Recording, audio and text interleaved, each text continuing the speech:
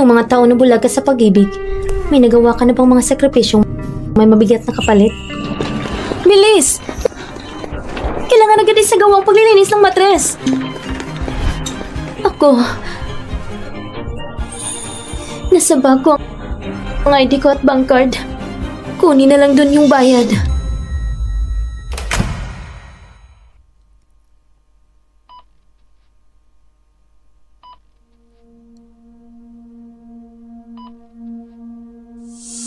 Miss Lou, anong pakiramdam mo?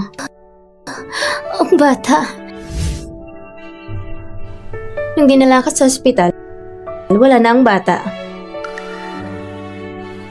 Ngayong gising ka na. Oo nga pala. Kailangan mo pang manatili rito ng 2 araw.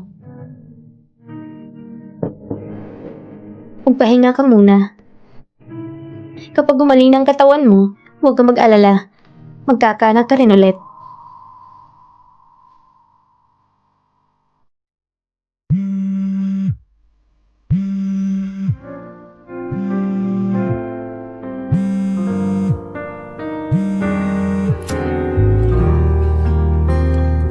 Secretary Lou, may kalahating oras ka lang para pumunta sa West Palace.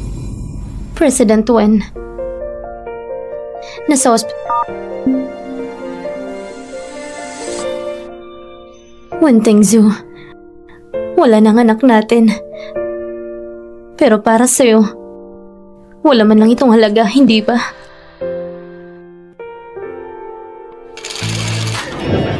O, 7-6.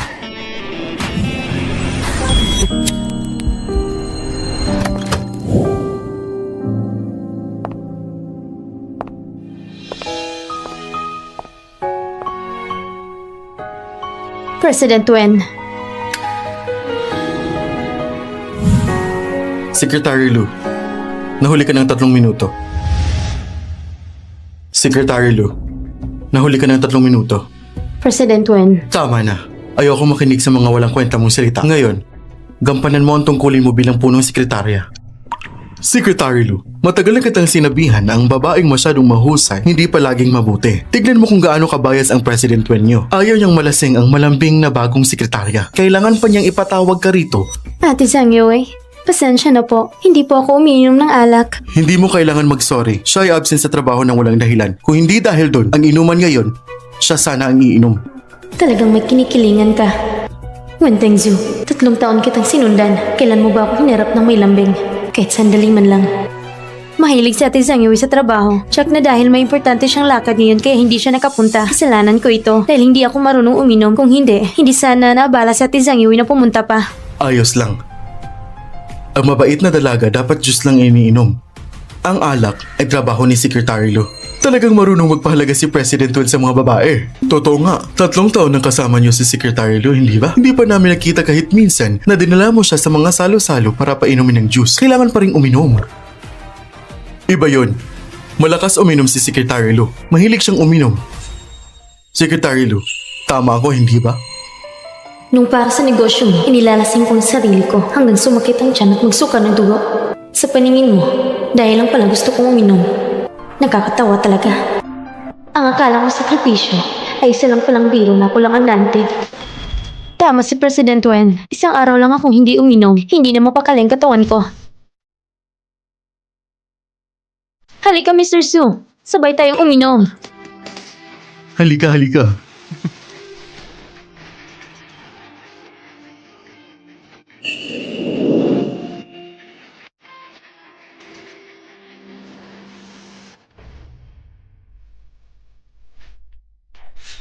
Inaantok ka na ba? Gusto mo bang ihatid mo na kita pauwi? Hindi pa ako inantok. Gusto kong hintayin si Ate Zhang-Yue. Sige, idlip ka muna. Kaya pala ang 3 taong pagsasama ay hindi pala kayang talunin na 3 araw na bago.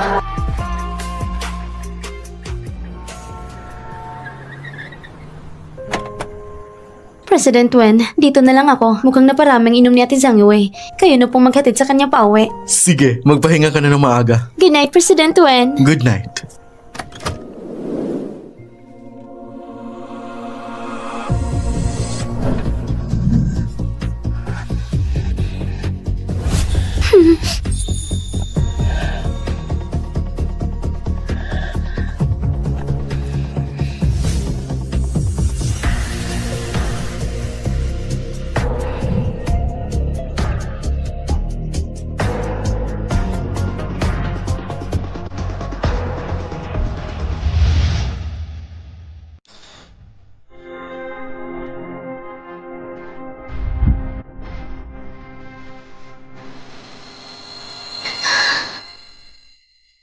Hindi po ako available ngayon. Nagkakawalang gana.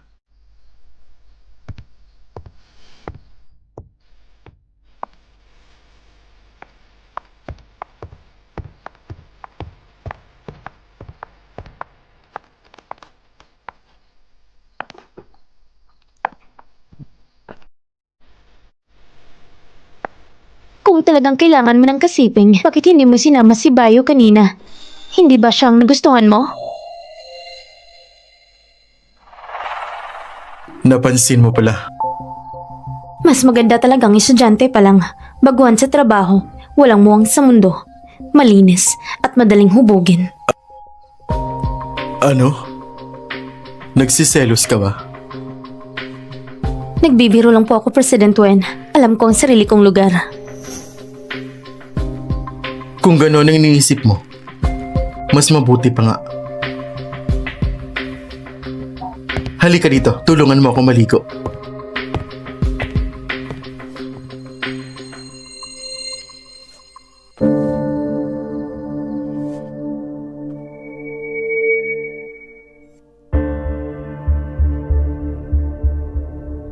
Hulihin niyo siya! Bilisan niyo!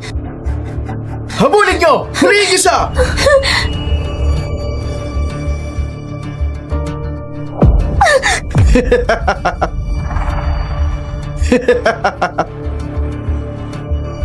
Hayop kang babae ka? Ibinayad ka na ng mga magulang mo, tapos tatakas ka pa?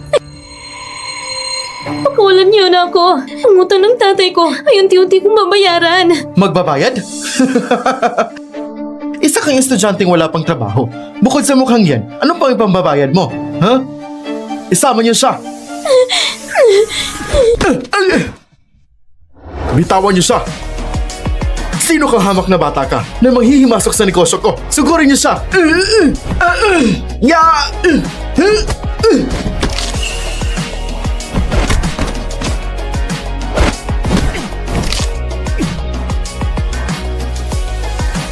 Mag-ingat ka! Ya!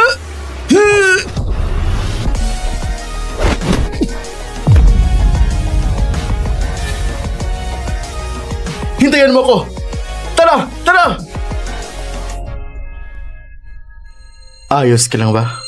Ginoo, salamat po. Ikaw, ang sugat mo. Ayos lang. Gasgas lang to. Pero ikaw, gusto mo bang tumawag ako ng pulis?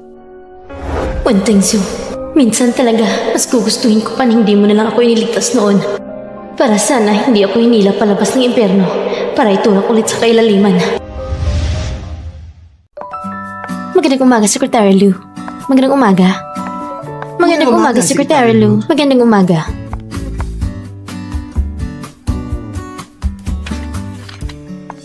Secretary Liu, may konting problema ang kontratang ito. Pakitingnan mo. Dito, mali ang pwesto ng decimal point. 50 milyon ang budget, biglang naging 5 milyon. Mukhang ang kontratang ito, hindi akong gumawa. Ang gumawa nito ay bagong assistant na si Bayo. Naiintindihan ko. Ako nang bahala sa pagkakamaling ito. Baliw ka ba? Napakalaking pagkakamali nito. Kahit pamayos ito, may dapat pa rin managot. Hindi mo naman kasalanan. Bakit mo pa dinadagdagan ang problema mo? Hindi ko sinabing akong mananagot. Kung sinong nagkamali, siya ang dapat managot. Bukod pa rito, ang empleyadong wala pang isang buwan na may malubhang pagkakamali sa trabaho ay maaaring tanggalan agad.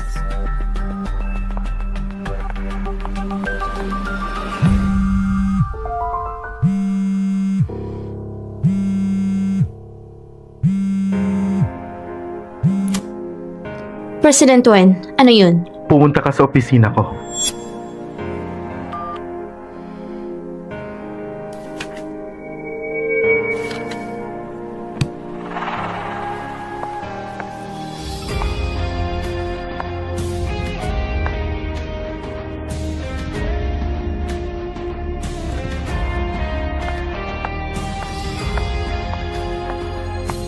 Magpaliwanag ka. Ano po ang gusto niyo ipaliwanag ko, President Wen? Bakit mo siya tinanggal?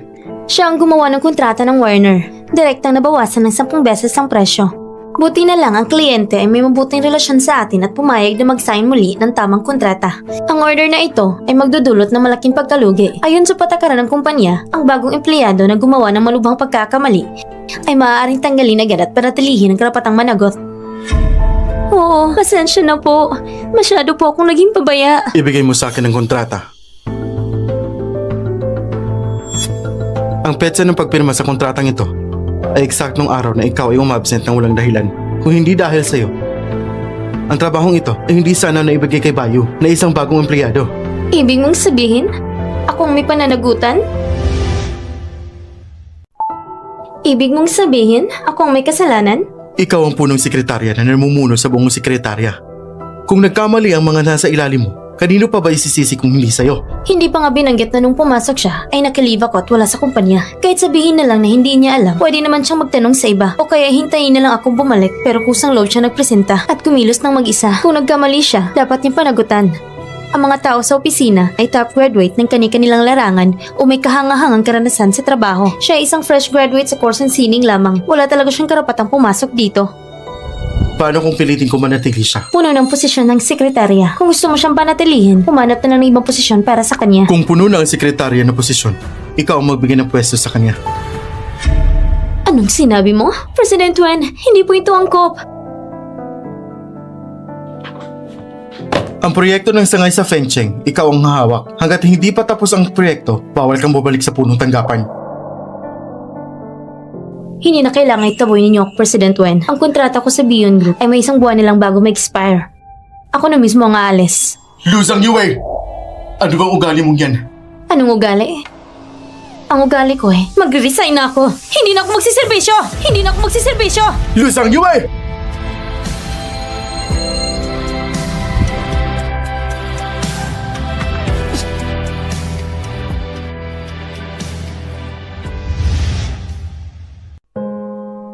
Talagang nakakataka ka ngayon. Ikaw na workaholic na parito ka sa akin sa araw ng trabaho. Shishi, balak ko nang umalis sa trabaho. Talaga? Ang kontrata ko sa trabaho, malapit nang mag-expire. Hindi ko na balak mag-renew. Nag-away ba kayo ni Winting Zoo? Pagbabago lang sa trabaho, may nagtitipon. Normal na bagay lang yan. Sige, mas mabuti na rin siguro. Total, masyadong komplikadong relasyon ninyo. Hindi kayo magkasintahan, pero hindi rin simpleng boss at empleyado. Kung magpapatuloy yan, ikaw ang masasaktan. Alam ko. Oo nga pala. Noong isang araw, may mga taga-pamilyang Gu na nagtanong sa akin tungkol sa'yo. Yoyowe, paano kung... Shishi, huwag mo nang ituloy. Hindi ako babalik sa pamilyang Gu. Bakit naman? Ikaw ang tunay na anak ng pamilyang Gu at sila pang pinakamayaman sa high chain. Kung babalik ka ron, hindi mo naman kailangan magpakahirap ng ganito. Ang pagtamasa ng karangyaan ng pamilyang Gu ay may kapalit na halaga. Minsan ako ibinenta ng mga nagpalaki sa akin. Ayoko may benta muli ng sarili kong mga magulang. Kung sakali man na muli ka nilang hinanap sa akin, diretso ko na lang silang tatanggihan. Salamat sa pag-unawa sa akin. Magkapatid naman tayo. Bakit pa kailangan magsabi ng ganyan?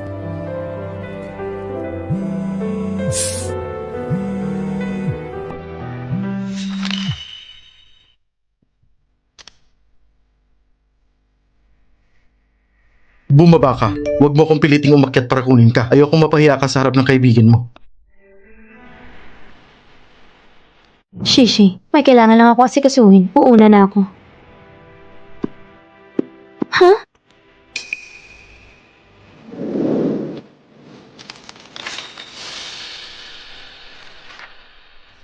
Operasyon sa matres?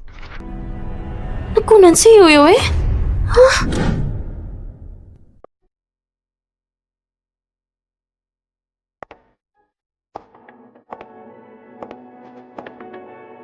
Mukhang tumitigas ng loob mo Lu, Zen, Yue. Mukhang lumalakas ng loob mo Lu, Zhang, Yue. May kailangan ba kayo, Wenzong? Sumakay ka. Wenzong, kailangan kitang paalalahanan. Hindi ko na balak mag-renew ng kontrata sa Beyond Group. Wala na kayong karapatang utusan ako. Tapos na ba ang kontrata mo? Naayos mo na ba ang resignation mo? Hanggat hindi pa tapos ang kontrata, sekretarya pa rin kita. Kailangan ba talagang ganito, Wenzong? May bago ka ng gusto. Hindi ba tayo pwedeng maghiwalay ng maayos? Kini-question mo ba ako? Secretary Lu, sumakay ka.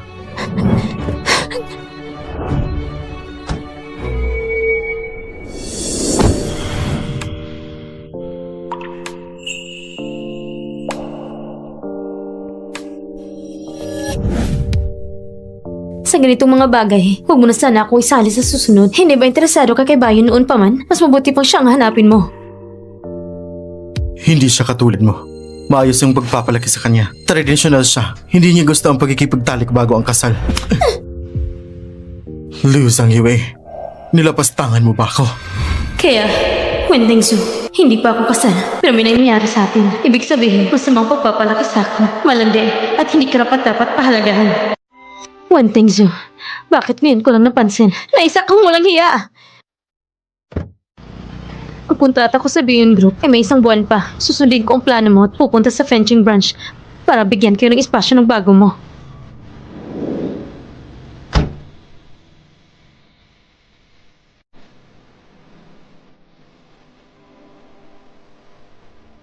Ang babaeng ito, malakas palang sampal.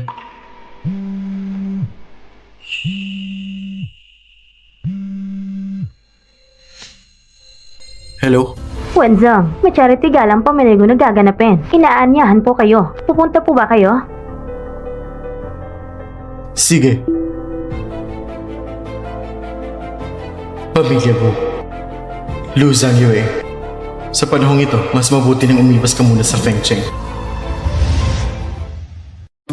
Narinig niyo ba? Tinawag kaninang finance director sa opisina ng Wenzong at sinagawa ng todo. Ha? Bakit daw? Ano pa nga ba? Yung bagong si Bayo, nagkamali na naman sa report.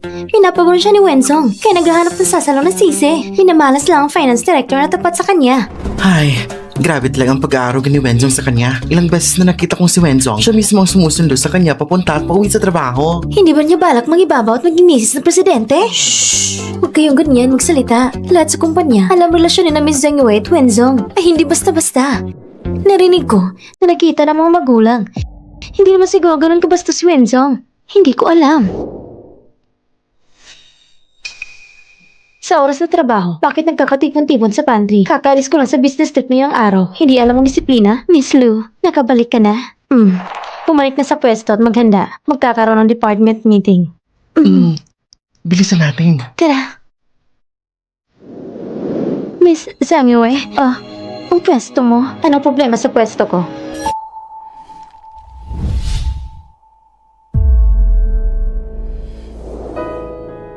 Wen Dingsu, isang buwan lang ako naka-business trip. Ang pwesto ko, okupado na ni Bayo. Kung alis pa ako na ilang araw, babalik ba ako para direktang dumalo sa kasal niyo? Ate Zhangyue, ikaw ay bumalik na? Tapos ng proyekto sa Fengcheng, bumalik ako para i-report ang trabaho. Pasensya na, Ate Zhangyue. Hindi ko intensyon na okupahan ang pwesto mo. Hindi ko alam na babalik ka ngayon. Si Wenzong, aayusin ko na talis na.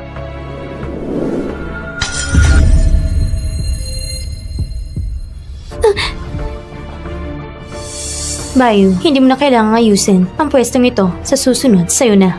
Ate Zhangyue, galit ka ba? Pasensya na talaga. Ako... Anong nangyari?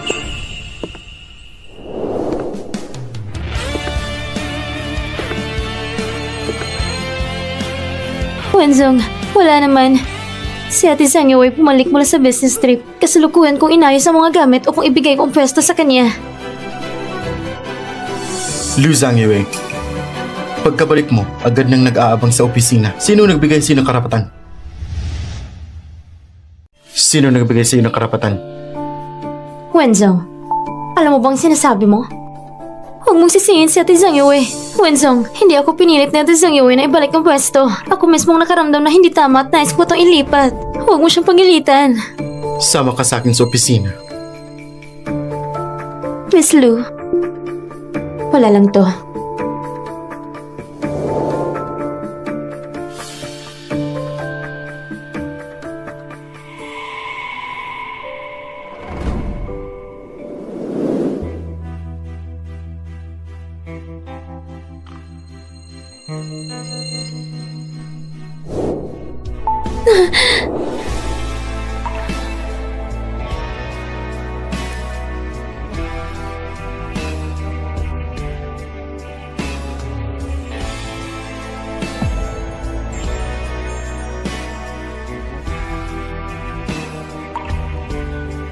Matagal tayong di nagkita.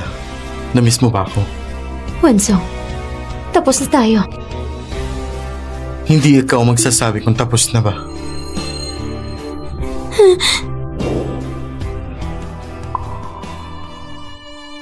Secretary Lu, aso ka ba?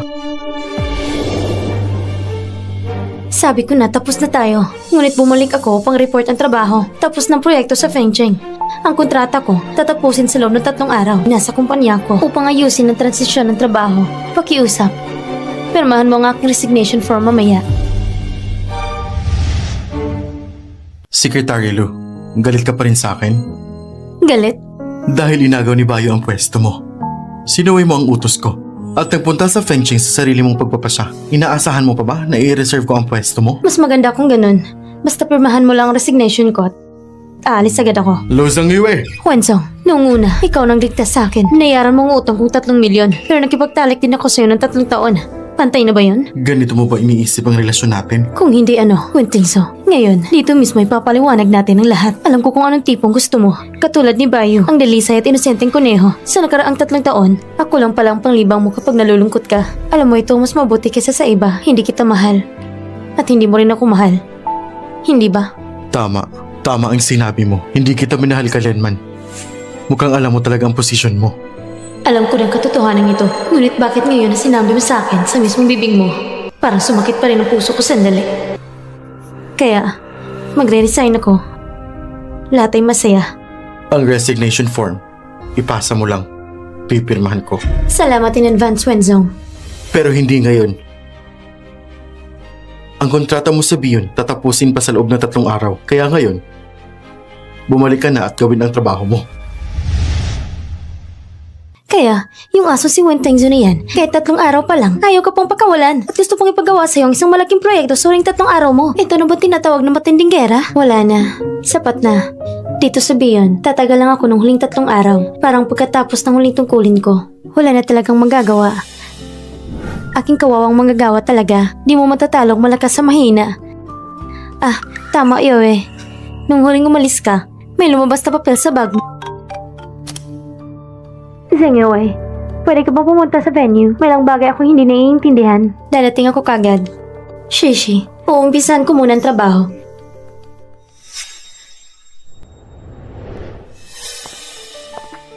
May problema ba? Zengyoy, nandito ka na. Ganito kasi.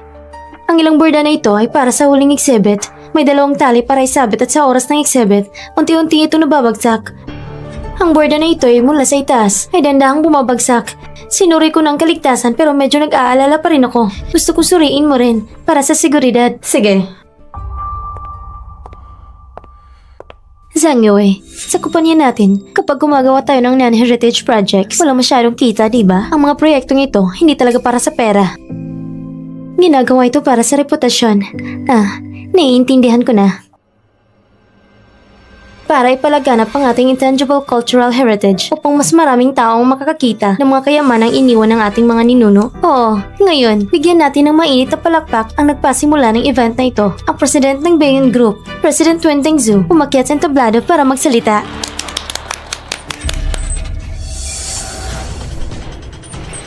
Tingnan mo!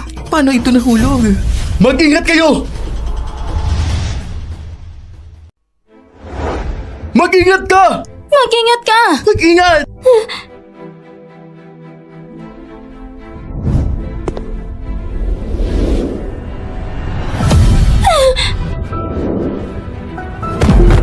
Tingnan mo, ayos lang mo siya. Tumawag ka ng ambulansya. Hindi ba nasaktan? Ayos ka lang ba? Ayos lang ako. Ayos naman kung ganun. Baka mas mabuting pumunta tayo sa ospital. Talagang ayos lang ako, Mr. Wen. Ngunit, si Zangyoy. Wentengzo. Kaya pala, ang 3 taong ginugol ko sa piling mo. Talagang walang kahulugan.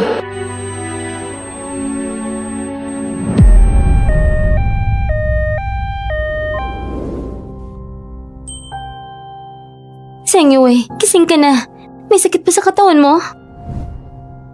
Ang pagkakasugat niya ay bunga ng kanyang sariling pagkakamali. Bakit mo siya pinapansin? Bunga ng sariling pagkakamali. Mr. Wen, pakilinaw mo nga. Ang dahilan ng aksidenteng ito, nangyari ito dahil sa isang tali na sumabit sa borda ng natanggal. Kahit nasira ang CCTV, pero ayon sa alaala ng mga manggagawa sa lugar, bago nangyaring insidente, isa lang ang tao na nasa lugar na yun. At yun ay ikaw. Kaya iniisip mo na sinadya ako ang napaluwag ng tali. Sabihin mo sa akin. Ayos ka lang ba? Bakit ka lumapit sa tali? Sabi ni Bayo, nag-aalala siya sa kaligtasan at gusto niya itong muling suriin. Hindi mo hinawakan ng tali. Hindi. Parang meron. Ano? Zhang Yue. Naalala ko lang, parang nung iyon, hinila mo ang tali. Kaya iniisip kong, Huwag kang matakot. Ipatuloy mo. kaya iniisip ko, baka nung panahong na yun, hindi sinadya na ipalwag ang tali. Mr. Wen, pasensya na. Hindi ko alam na kahit galawin ng tali, ay magkakaroon ng ganitong seryosong epekto. Kung alam ko lang, pinigilan ko si Zhang Yue. Baka hindi na mangyari ang ganitong insidente. Bayo, ulitin mo. Ano nga nahawakan ko? Mr. Wen, galit ba si Zhang Yue? Natatakot ako. Tanong ko sa kanya. Hindi ka makikialam. Wen Tengzu, kung anong sinasabi niya, paniniwalaan mo lang ba? Wen Tengzu, kung anong sinasabi niya, paniniwalaan mo lang ba? Alin sa sinabi niya hindi totoo? Mr. Wen, lahat ng sinabi ko totoo. Kung hindi ka maniniwala, pwede mong tingnan ng CCTV. Hindi mo ba narinig kanina? Sabi nga sira ang CCTV! Sapat namang pagsigaw mo? Anong karapatan mo na magalit sa iba? Mr. Wen, hindi talaga ako nagsisinungaling. Naniniwala ako sa'yo. Wen Tengzu, 3 taon tayong magkasama. Akala ko dati, kahit hindi mo ako mahal, maiintindihan mo pa rin ako. Ngunit tila, wala kang pinaka-basic na tiwala sa akin. Sasabihin kong muli, hindi ko hinawakan ng tali at wala rin akong motibo para gawin iyon.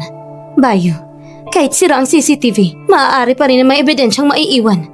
Sigurado ka bang akong humawak ng tali? Hindi mo ba babaguhin na sinabi mo? Zhang Yue, kahit sobrang paghanga ko sa'yo at gusto kitang tulungan, ngunit ngayon na nangyari ang ganitong seryosong bagay, hindi ako sanay magsinungaling. Sigurado ka ba na nakita mo mismo na hinawakan ko ang tali? Liu Zhangyue, paulit-ulit mo na lang tinatanong. Gusto mo bang ilang beses pa? Kung makakakita ako ng ebidensya na nagsisinungaling ka, paano ka mag-a-apologize sa akin? Sasampalin kita ng 1 beses. Sasampalin kita ng 1 beses. Zhang Yue, nagkakakaba ka talaga sa ganyan. Liu Zhangyue, kailan ka ba titigil? Kanina, hindi ka ba sigurado na nakita mo akong humawak ng tali? O inaamin mo lang ba na nagsisinungaling ka kanina? Hindi siya talagang makakahanap ng ebidensya. Imposible. Sinira ko ng CCTV na maaga. Ano ba bang ebidensyang makukuha niya? Sigurado sinusubukan na niya akong lokohin. Lalo na sa ganitong pagkakataon. Hindi ako pwedeng magpakatanga. Mananagot ako sa bawat salitang sinabi ko. Siyempre, handa akong tumaya sa'yo. Ngunit, hindi ko alam kung hanggang kailan ka maghahanap. Ngayong nangyari, ang ganitong seryosong aksidente at marami pang trabahong kailangang aksikasuhin. Abala ang lahat. Walang masyadong oras para maghintay sa'yo. 10 minuto lang ay sapat na.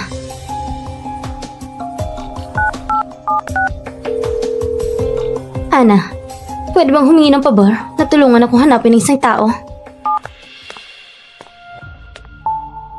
Magandang... Hello sa lahat. Sino ba siya? Kanina, habang inaayos ang lugar, nakita namin siyang nagre-record ng video. Baka nakuhanan niya rin ng ibang ebidensya. Pwisit, bakit hindi ko napansin kanina nang may nagvi-video? Eto po, Secretary Lu. Kinuha ko lang ng mabilis. Hindi ko alam kung yung nakuhanan ko ay yung gusto mo. Hindi rin ako sigurado. Pakitignan niyo lang po. Hihintayin ko na lang po sa labas. Baka naman, wala rin siyang nakuha. Bayo, sabi mo nakita mo ako na humawak ng tali. Ano to? Sinuri ko ng kaligtasan pero medyo nag-aalala pa rin ako. Gusto kong suriin mo ulit pero siguradong walang mangyari. Sige. Ano? Hindi ko ginawa!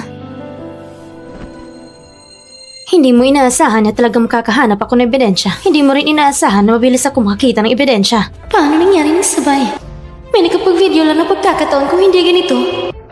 Wala talaga si Zhang Yue ngayon. Kung walang ebidensyang ito, hindi ko makakalabas ngayon ng ganito kabilis. Ganito bang iniisip mo? Zhang Yue! Kahit walang video, maaari ko pa rin tawagan ng pulis. Titingnan lang kung may fingerprint ako sa tali, makikita mo agad. Ginagamit mo ang ganitong mababaw at tanga na paraan para pasamayin ng tao. Bakit mo akalaing gagana yun? Dahil ba may sumusuporta sa'yo? Tatanggapin ko na lang at palalagpasin na parang wala lang. Mr. Wen... Tama na! Wenzong, ito ang aming taya niya. Sinusunod ko lang ang aming pusta. May problema ba? May nagawa ba akong mali? Inakusahan niya ako o sinubukang ipahamak ako. Baka sinadya niyang hilahin ang tali para akong sisihin.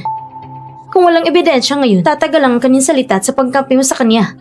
Kahit tumalon ako sa ilog, sasabihin pa rin ng iba na ito ay takot sa parusa o suicide. Bakit ko pa kailangan magdusa ng ganito? Kung ako ay napahamak, hindi ko ba maaaring ipaglaban ang aking karapatan? Isang sampal lang naman. Napakasama ko na. Inaamin ko, nagsisinungaling ako. Dapat ko tanggapin ang sampal na ito. Ngunit, hindi ko naman hinalo ang tali at sa video, walang kuha ng kamay ko sa tali. Wala ebidensya ng ganon. Sinasabi mo na akong humila ng tali para akusahan ka? Hindi mo rin ba ginagamit ang pagkakataon para akusahan ako? Ano pa bang mas mataas sa akin? Nainggit lang ako dahil may ikaw sa tabi ni Wenzong. Kaya sa sandaling iyon, nagsinungaling ako. Wenzong, pasensya na. Aking pagkakamali ito. Hindi ako dapat naging tanga. Hindi ko dapat iniisip na kung may bahid lang si Zhang Yue. At hindi perpekto. Siguro, hindi mo siya magiging ganun ka-interesado at mapapansin mo rin ako. Alam kong kasuklam-suklam ang iniisip ko. Si Zhang Yue nga ang nauna sa tabi mo. Ako ang pangalawa. Hindi ka pangalawa. Dito nagtatapos ang usapang ito. Tumigil na kayong dalawa. Kaya pala, tama nga ang kasabihan. Ang hindi minamahal ang siyang tunay na pangalawa. Wenzong, 3 araw na lang natitira sa kontrata ko kay Bayon. At nasugatan ako, ito ay saklaw ng work injury. Hindi na ako makakabalik sa trabaho. Pahihiramin ko ang ospital ng medical certificate. Ibibigay ko ito sa HR para mag-leave at para humingi ng bayad sa work injury. Huwag mong kalimutan ang pinangako mo sa akin. Pirmahan mo agad ang lahat ng dokumento. Lu Zhang Yue, babalik ka na naman sa gulo. Gulo?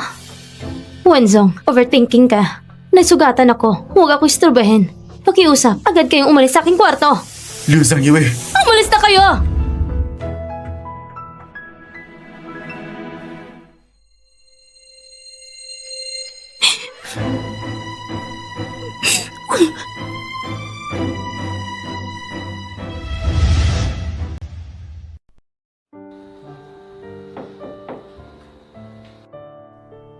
Shang Shisu, bakit ka nandito?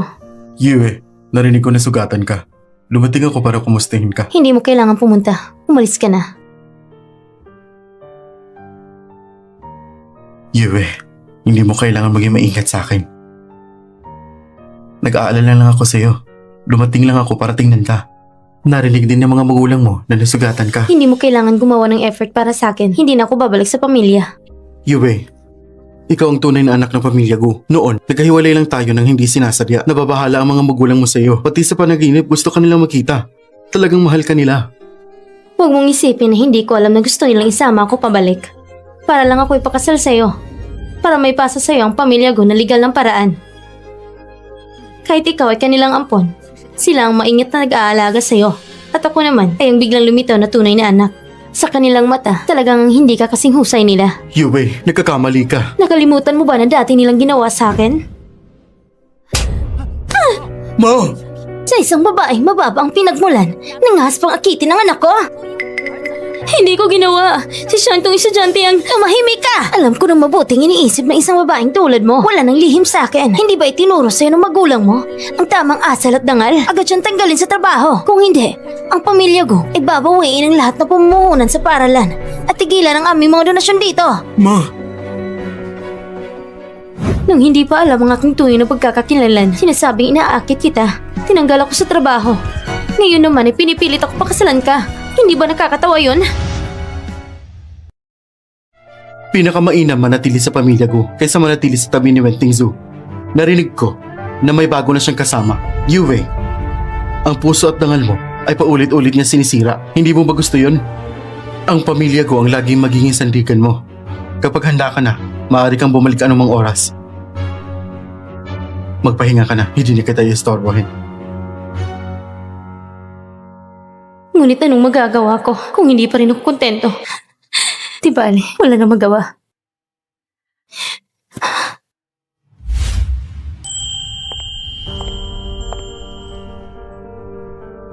Lu Zhang Yue, babalik ka rin naman pala. Wenzong, dumating ako para kunin para sa aking tunay na pag-alis sa trabaho. Nakabara ito sa'yo at hindi pa napepirmahan. Pakiusap, pirmahan mo agad. Talaga bang handa ka na? Huwag mong isipin na dahil punong sekretarya ka sa Bion ng ilang taon ay mahusay ka na. Noon ay ako ang nagbigay sa'yo ng pagkakataon. Ngayon na aalis ka sa Beyond, wala ka ng iba pa. Salamat sa payo mo, Wenzo. Ngunit hindi mo na kailangan mag-alala pa. Liu Zhangyue, Wenzo, bagaman abala ka sa trabaho, mahalaga rin ang aking oras. Pakiusap, agad pirmahan mong patunay ng aking pag-alis. talaga bang aalis ka?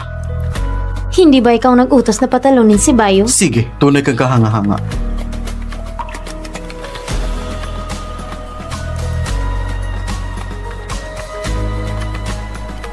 Paglabas mo ng pintuan na ito, huwag kang magsisisi. Wenzong, huwag kang mag-alala. Kahit saan man ako mapunta, kahit man lang kumalakal ako, hindi ako lalapit sa pintuan ng Biyon.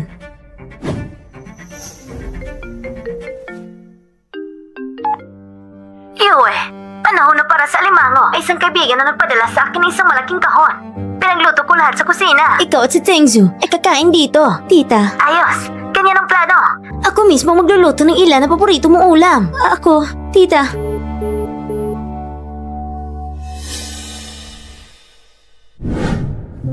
Iwe, kumain ka ng marami. Matagal na rin mula na hindi kita nakita. Parang mas payat ka na. Mukha mo rin na hindi maganda. Hindi ka ba okay sa katawan? Okay naman. Siguro dahil sa lipstick na ginamit ko ngayon, hindi nagpapaganda ng mukha. Pag-uwi ko itatapon ko na. Kahit nagtatrabaho, kailangan mo pa rin alagaan ang katawan mo. Tengzu, nagpamanicure si Yoe. Hindi makabasag ng alimango. Bakit hindi mo tinulungan ba sa akin? Parang kapareho ng ugali ng tatay mo.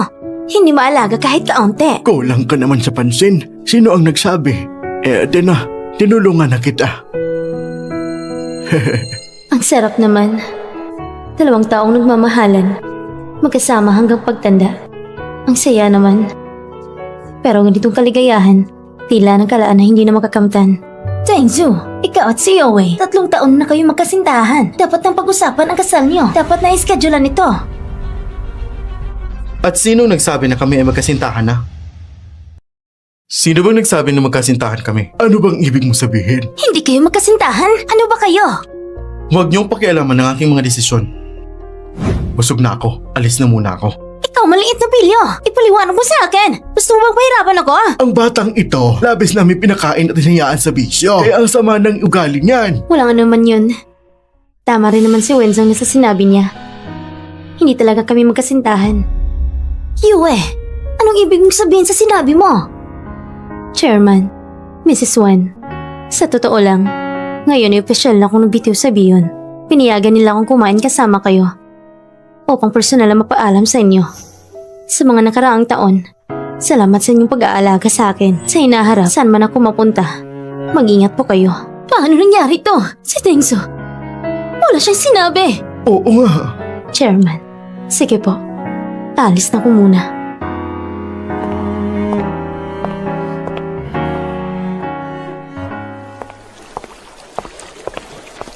Liu Zhangyue.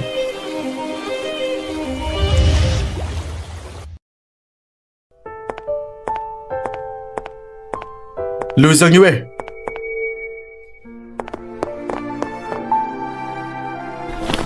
Anong ibig sabihin nito, Wenzong? Ibinabasura ko ang resignation mo. Magpapatuloy ka bilang aking chief secretary. Ipagpapalagay ko na parang walang nangyari. Wenzong, tama na. Medyo kampante ka na yata. Bakit mo iniisip na pagkatapos ng lahat ng ito, maaari pa rin ako magkatrabaho ka na parang walang nangyari? Bibigyan kita ng pagkakataon. Ibigay mo na lang kay Bayo yung pagkakataon.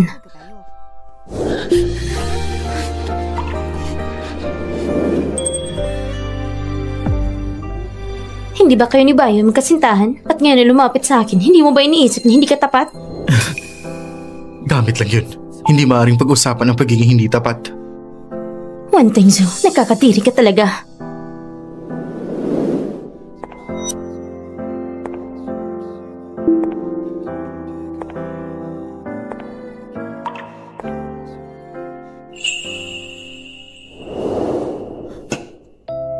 Grabe, talaga naman nag-resign ka? Hindi ba gusto mo na umalis na ako kay Wen Tengzu? Bakit na nag-resign ako ay feeling mo pa akong padalos-dalos? Talaga namang gusto ko na umalis ka sa kanya. Tama naman yun. Ngunit ngayon ay talagang umalis ka na at siya pa wala man lang maayos na pagtatangkang pigilan ka. Nakakainis pa para sa'yo. Okay lang. Saka na lang sa inaharap. Bridge is bridge. Road is road. Ngayon, Maghanap ka ba ng bagong trabaho? Sa totoo lang, nung nasa fencing pa ako, may ilang kumpanya na kontak ako sa pamamagitan ng headhunter. Ngayon lang ako mag-i-inquire ng konti. Oo, agad na walang duda na pasok ka sa bagong kumpanya para mag-aat si Wentingzo na gago. Wentingzo, ngayon, talaga nang iiwanan kita ng tuluyan. Ano? Si Secretary Lu nag-resign na? Talaga ba? Pinayagan mo talaga siyang umalis, Wenzong? Hindi ka yata updated sa balita. Pinapunta ko ng HR ko para kontakin si Secretary Lu. Sabi, maayos para ang pag-uusap nila. Ayos ka, Payo. Palihim na humikayat ng tao, ha? Hindi pwede. Kailangan ko rin ng HR ko na kontakin siya. Ang isang employee tulad ni Secretary Lu na may kakahiyahan at maganda pa, kung hindi ko pa siya nakita na nasa kay Wenzong dati, matagal ko na siyang kinontak din. Hindi na ba? Hindi na. Nakakalungkot, hindi ba? Kasama mo siya ng 3 taon, maraming tao sa labas na interesado din sa kanya. Ngayon, pinapalaya mo siya. Hindi ka ba natatakot na sumama siya sa iba? Hindi niya yan gagawin. Sobrang tiwala mo naman sa kanya. Kung gusto mo, pwede mo naman subukan. Ayoko na maglaro. Wenzong! Ang ibig mong sabihin ay nag-resign na si Yue sa Beyond at naghahanap na siya ng trabaho? Ipaalam sa lahat ng headhunter, hindi pwedeng ayusin sa kanila ang trabaho ni Yue. Kung nag-resign na siya, dapat ay sa aking tabi na lang siya.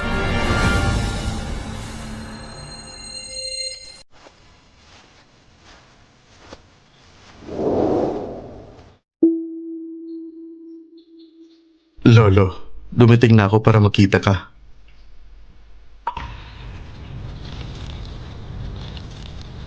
Lolo, talaga bang nagkamali ako?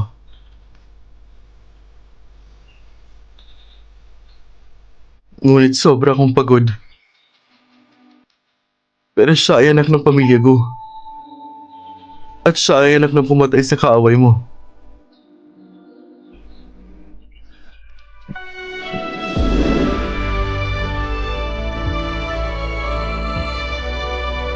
Lolo, sobrang pagod ko na talaga. Pasensya na po, Miss Lu. Katatanggap ko lang din ng balita mula sa kliyente. Ang posisyong ito ay napuna na. Ganito kabilis? Hindi ba't maayos ang usapan natin dati? Kung hindi mo sinasabi, maraming kumpanya na ang nag-request sa akin na kontakin ka. Ang alok nila ay mas maganda sa bawat isa. Pero sa loob ng isang araw, ang mga kumpanya ito ay sabay-sabay na binawi ang request. Hindi normal ang sitwasyong ito. Tingnan mo, kamakailan ba ay nagkapasakit ka pa ng loob ng iba? Naiintindihan ko na. Salamat sa pagsabi mo sa akin ito. Pasensya ni Miss Lu. Iniisip namin na hindi ito akma. Lubos kami humingi ng paumanhin. Hindi nakukunin ang posesyong ito. Hello?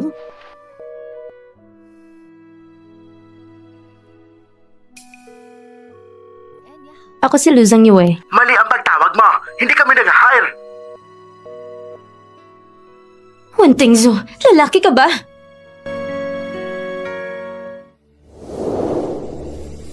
Halika, Wenzong.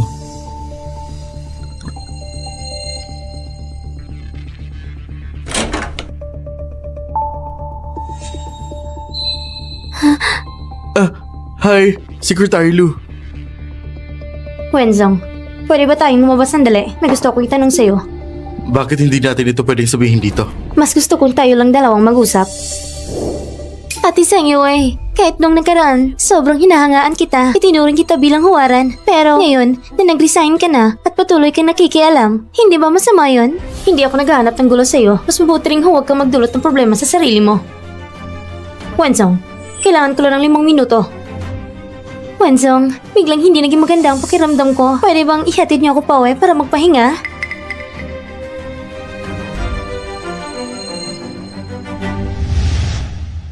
Pwede bang ihatid niyo ako pa uwi para magpahinga?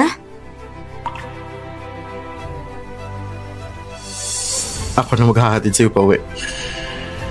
Salamat, Wenzong.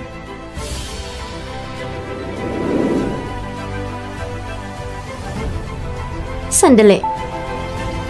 Ate Sangyo alam ko na dahil sa nangyari nung nakaraan, may sama ka ng loob sa akin. Kahit na nag-resign ka na, hindi ka pa kontento. Pero, Ngayon talagang hindi magandang pakiramdam ko. Pwede ba ako magpahinga muna sa bahay? Pati na ako yung nakikiusap. Hindi mo na kailangan makiusap sa kanya. Nung ikaw ang matatak na nagpasya na ilisanin ang Biyon, ngayon gusto mo namang bumalik. Hindi ganun kadali. Tayo na. Wanzong, sobrang tiwala ka yata. Kailan ko sinabi na babalik ako sa Biyon? Dahil ayaw mo magsalita ng pribado, sasabihin ko na lang dito. Sa harap ng lahat, ako, si Luzang Yue. At sa panahon nagtatrabaho ako sa Biyon, masipag at maingat ako sa trabaho. Kahit nag-resign man ako, susundin ko pa rin ang proseso. Tapos ang huling shift ko at sasabihin ng maayos na pamamaalam. Hindi naman sobra, diba? Pero sa likod mo, gumagawa ka ng panlilin lang upang hadlangan ako makahanap ng bagong trabaho. Hindi mo ba naiisip may kakatawa yon? Anong ibig mong sabihin? Wanzong, huwag mo akong lokohin. Sa mundong ito, bukod sa'yo, sino pa bang may ganitong kakayahan at oras na makialam sa paghahanap ko ng trabaho? Kaya, hindi ka makahanap ng trabaho at iniisip mo na ako ang pumipigil? Kung hindi, sino pa? Hindi makatuwiran.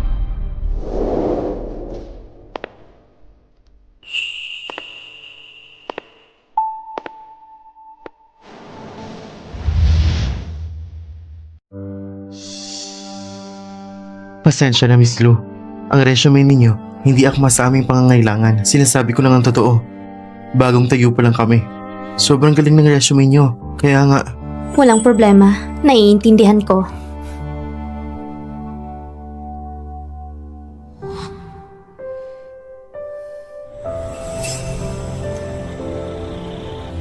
Yue, saan ka pupunta? Isasabay na kita. Mag-isa na lang ako sasakay ng taxi. Sa ganitong oras ay rush hour. Mahirap kang kumuha ng taxi. Ihahatid kita. Hindi mo ba ako ibabalik sa bahay? Huwag kang mag-alala. Hanggang hindi ka pumapayag, hindi ko gagawin ang anumang laban sa iyong kagustuhan. Sakay na.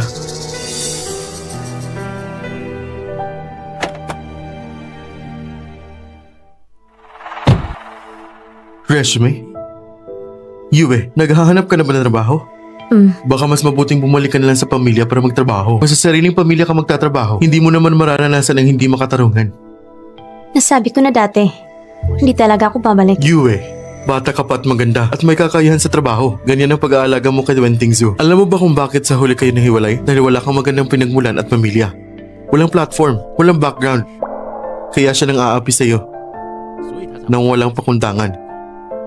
Marami namang pagpipiliin si Wentingzu. Dapat mo ring malaman, lahat tayo ay nasa hustong gulang na. Magkaiba ang kasal sa pagkikipagrelasyon. Naintindihan mo ba? Ganyan kanya pakitunguhan. Hindi mo ba gustong pagsisihan niya?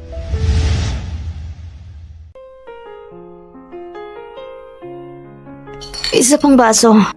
Miss, nakainom na po kayo ng marami ngayong gabi. Okay lang. Isa pang baso. Sige po. Luzang Yue, tama na bang gulo mo? Sino ang nagsabing marelasyon tayo? Oo, tama ka. Hindi kita minahal noon dahil wala kang magandang pinagmulan at pamilya. Walang platform, walang background, kaya siya nang aapi sa'yo ng walang pakundangan.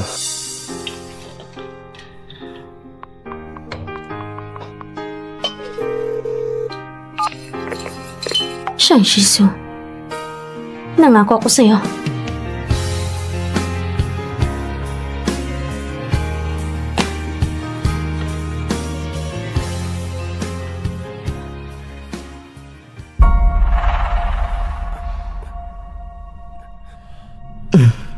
Mr. Wen, ayos ka lang ba?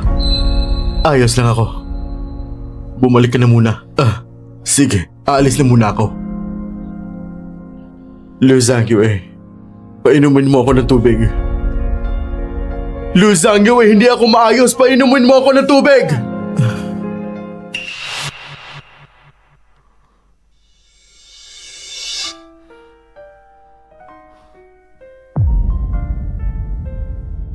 Uminom talaga ako ng sobra ngayon.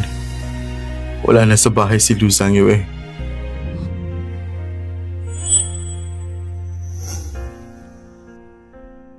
Ang bahay pala ay ganun pala kaluwang.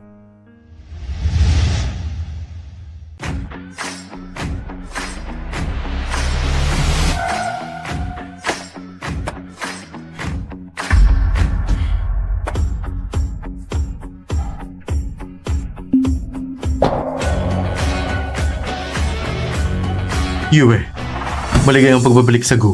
Handa ka na ba? Tara na. Maligayang pagdating sa lahat. Ang bagong italagang vice presidente ng grupo, si Binibining Lu Zhang Yue. Kamusta sa lahat? Natutuwa akong makatrabaho kayong lahat. Si Yue, hindi lang siya vice presidente ng kumpanya. Siya rin ang chairman. Baguhan pa ako rito, kaya sa negosyo ng grupo, hindi pa ako pamilyar. Kaya hinihingi ko ang inyong gabay. Magsisimula tayo sa marketing department. Sige, noong nakaraang quarter, ang focus ng marketing department ay sa online sales platform. Sa pamamagitan ng pagpapalawak ng online sales channels, nagawa nilang palaguin ng negosyo. Wen Tingzu, pagkatapos umiwan, gagawin kong lahat upang maging maayos ang aking buhay.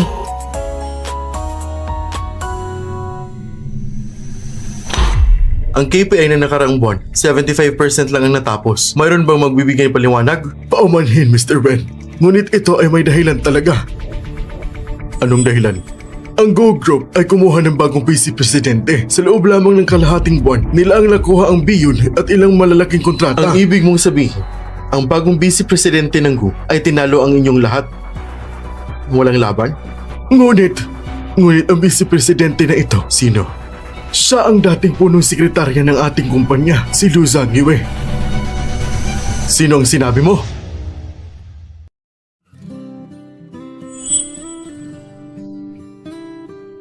Yue, busy ka ba? Mr. Shang, may kailangan ka? Kailangan ba natin maging ganito ka-estranghero? Yue, tayo isang pamilya. Marami pa akong kailangan trabahuin. Walang oras ako para magkwentuhan. Kung may kailangan si Mr. Shang, sabihin mo lang. Sige, pero ngayong gabi, ang master collector na si Mr. Wang Peiwan ay nagdaos ng isang charity auction at iniimbitahan ang mga matagumpay sa iba't ibang industriya. Nakikita ko na mula nung bumalik ka sa Go, busy ka. Araw-araw, gabi-gabi. Paminsan-minsan, kailangan mo rin mag-relax. Sa gabing ito, sasamahan mo ko. Sige.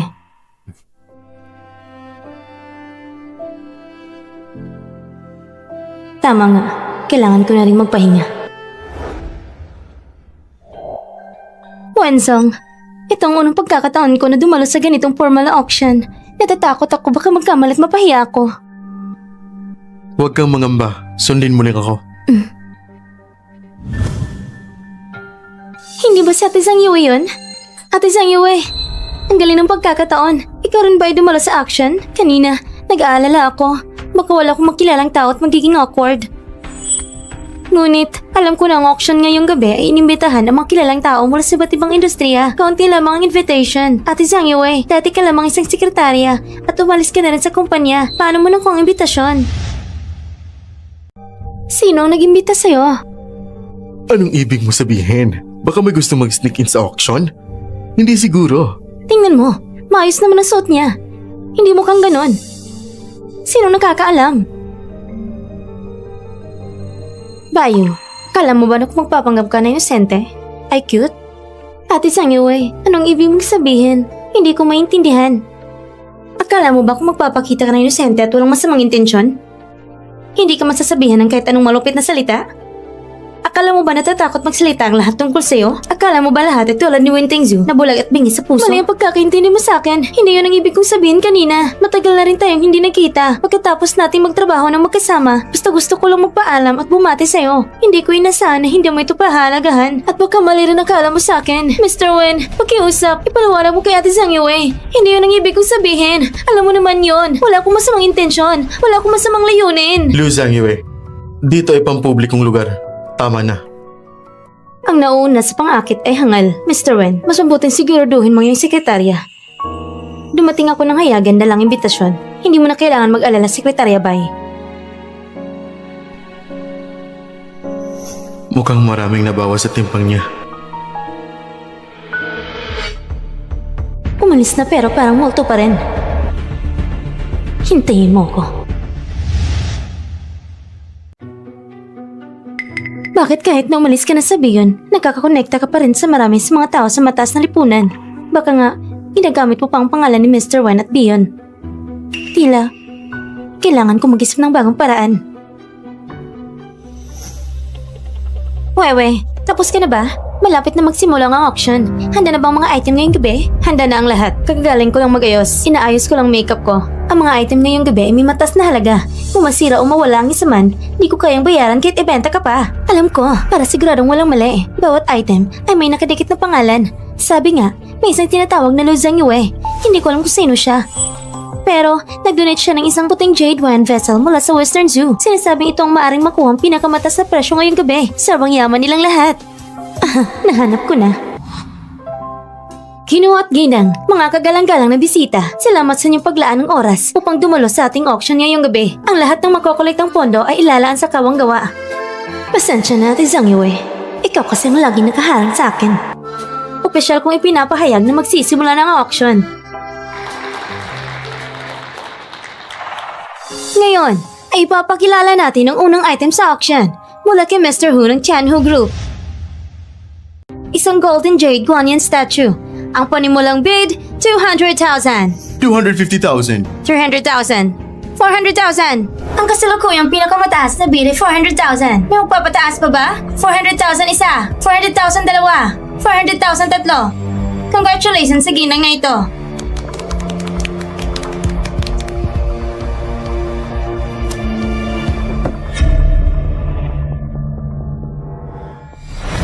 Ipapakilala natin ang susunod na item. Mula sa third-time Best Actress Superstar, Miss Lea Rucci, na nagbigay ng Eternal Love na kwintas. Malapit ng kaarawan ni Shishi. Tagahanga siya ni Lea Rucci. Bibilhin ko ang kwintas bilang regalo ko sa kanyang kaarawan. Tama naman ang regalo. 350,000. Wanzong, pwede ba akong mag-bid? Gusto mo rin ba ang kwintas na ito? Una, gusto ko talaga. Pangalawa, mas mababa ang presyo ng item. Kahit alam kong mayaman ka, ayokong sayangin ang pera mo. Hindi mo kailangan magtipid para sa akin.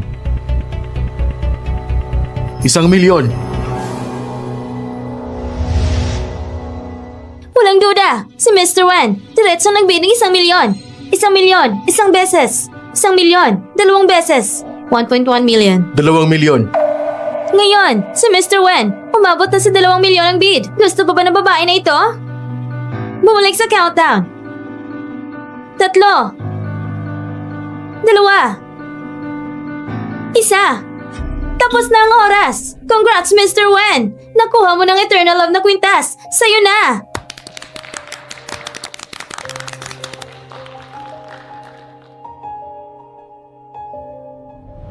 Mr. Wen, sobrang bait mo sa akin.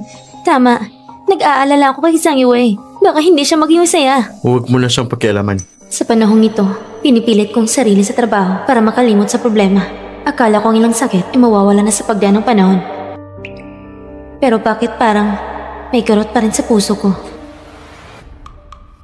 Ngayon, ipapakilala na namin sa lahat ang susunod na item. Ito ay talagang kahanga-hanga. Ipinagkaloob ni Miss Lu Zhang Yue, ang puting jade na wine vessel na nahukay mula sa Western Zoo. Wine vessel mula sa Western Zoo at gawa pa sa jade. Ang halaga sa koleksyon ay tiyak na napakataas. Magkano kaya ito mabibili? Simulan niyo na. Ito ay isang napakahalagang koleksyon. Sino nga ba ito si Miss Lu? Si Shang-Chi lang nagsabi na may inihanda siyang item para sa akin. Hindi niya sinabi na ganito kamahal. Ngayon, hihilingin ko sa aking katrabaho na ipakita sa lahat ang tunay na anyo ng puting jade ng wine vessel. Lu Zhang Yue, magyabang ka lang. Ngunit sa sandaling ito, hindi ka na mag-e-enjoy.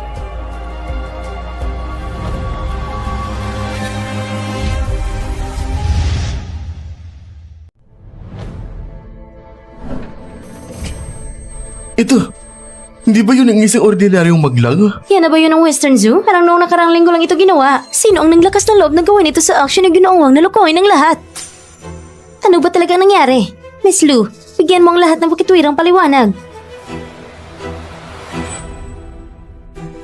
Zhang Yue, alam kong pagkatapos ng umalis ka sa trabaho, ay may sama ka pa ng loob. Palagi mong gustong ipakita kay Mr. Wen na kaya mo rin.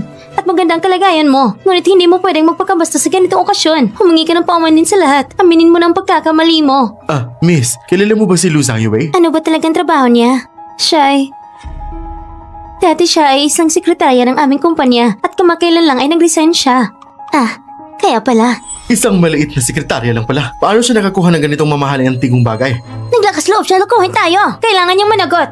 Security, palabasin siya. Lu Zhang Yue, tingnan natin kung paano ka makaka-recover ngayon.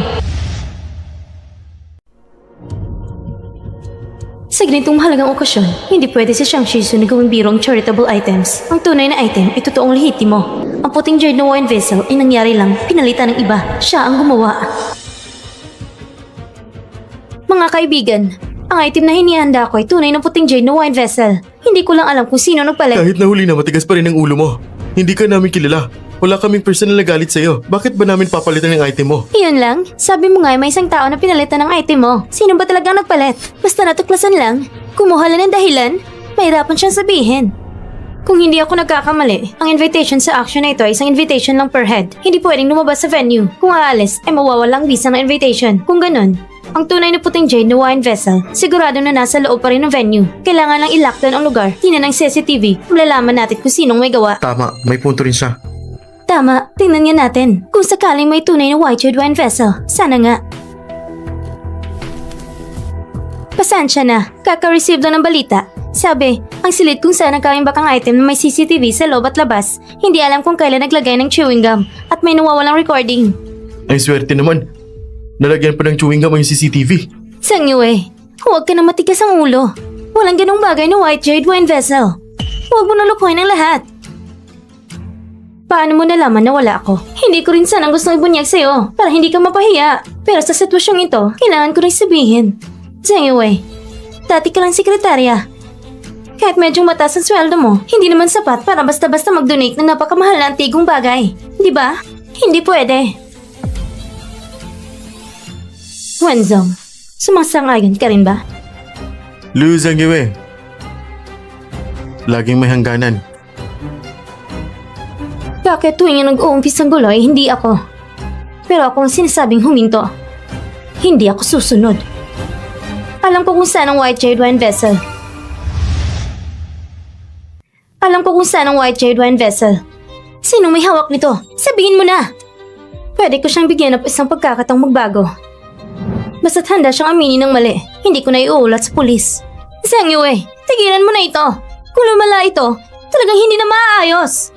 Ang sabi kong ito, para rin sa magnanakaw. Kapag lumala talaga, hindi na maaayos.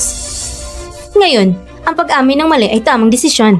Tsak na niloloko niya lang ako. Kahit isipin niya kung may gawa, wala siyang ebidensya. Sa tingin ko, walang magnanakaw.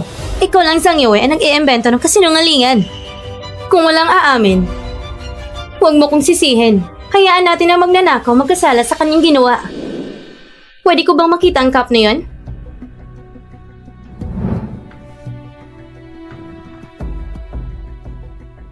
Ano ang makukuha mo sa pagtingin ng cup?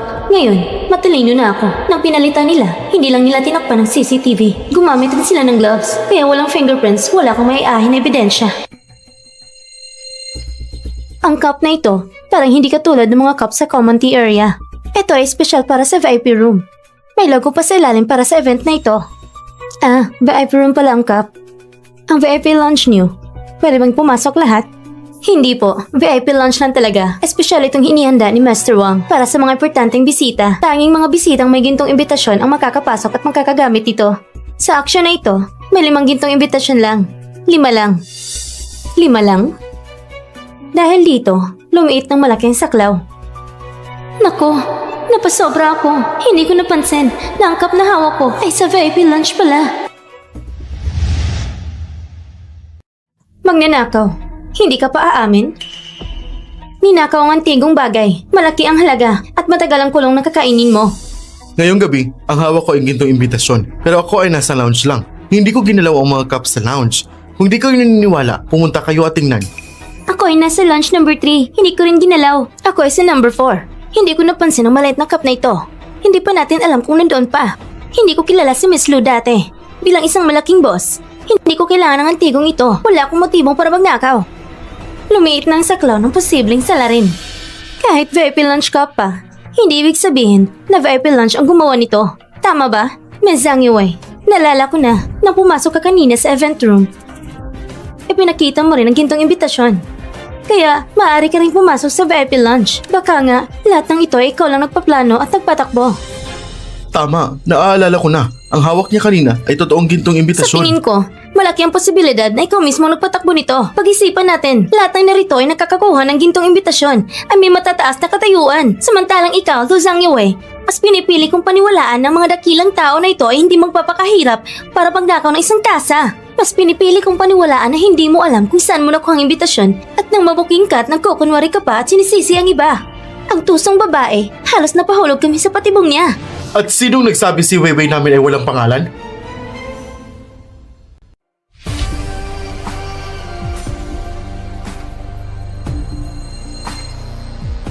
Siya ay pinili mismo ni Gucci Group na CEO at chairman bilang susunod na tagapagmana. Si Mr. Wen ay narito rin. Ito'y nakakagulat. Di ko akalain na darating din si Mr. Xiang. Ang auction na ito ay punong-puno ng mga kilalang tao. Narito ka na, Mr. Xiang. Akala ko hindi ka darating. Kaya akala ko ayaw mong pumunta. Kung hindi ako darating, hindi ko alam kung paano papatalsikin ng mga ito si Weiwei namin. Ito? Ang koleksyon ni Weiwei ay pinili ko mismo para sa kanya. Hindi lang na ipagpalit sa gitna ng proseso, kundi pati na rin na pagdusa siya ng labis dahil dito. Nais ko ang organizer ay magbigay ng isang makatarungang paliwanag. Masusunod po. Weiwei, ayos ka lang ba? Sinabi ko na nga ba, bakit si Zhang Yuwei sobrang determinado na umalis noon? Kaya pala dahil kay Mr. Xiang ng Gucci Group. Noon, nag-aalala pa ako na baka hindi maghahanap siya ng trabaho kapag umalis. Ngayon, mukhang wala namang dapat ikabahala. Ngunit, dahil pinoprotektahan siya ni Mr. Xiang, tila ang relasyon nila ay hindi lang simpleng professional na relasyon. Mukhang lalong kukomplikadong sitwasyon. Tawagin mo si Mr. Wang. Mr. Xiang, huwag kayong mag-alala. Isang maliit na berya lang ito. Maliit na aberya? Ang pamilya ko, minaliit ganun dahil sa'yo. Sinasabi mo sa akin na maliliit lang ito. Mr. Xiang, anong dapat natin gawin para ayusin ito? Siyasatin ng lahat. Hanggang hindi nalalaman ng katotohanan, walang aalis.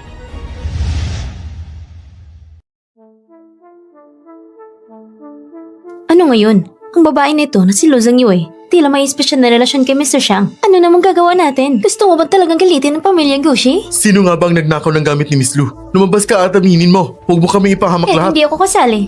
Hindi ako natatakot sa investigasyon. Sa lugar na ito, ang tanging makakalaban si pamilya Gucci ay tiyak si Mr. Wen. Ano ang gagawin ko? Mabilis nila matutukasan ito. Hindi ko pwedeng hayaang malaman nila. Ano nangyayari sa'yo? Wala naman, Mr. Wen. Naramdaman ko hindi komportable ang dibdib ko. Marahil dahil masikip sa loob. Gusto kong lumabas at huminga ng sariwa. Sigurado ka bang dahil lang sa masikip na loob? Oo naman, Mr. Wen. Alam mo namang hindi magandang kalusugan ko. Bayu, ang bote ng alak ni Lu Zhangyue ay nasa iyong bag, di ba? Mr. Wen? Nakikita ko lahat ng maliliit mong panglilinlang. Kaya kitang nahuli. Pasensya na. Ako... Bakit ka nang mamadali? Kanin-kanina yung mukhang maayos ka naman sa pagkukunwaring yon. Ngayon na nahuli ka na. Ipagpatuloy mo na lang ng maayos ang pagkukunwari. Handa ka bang tulungan ako? Bakit?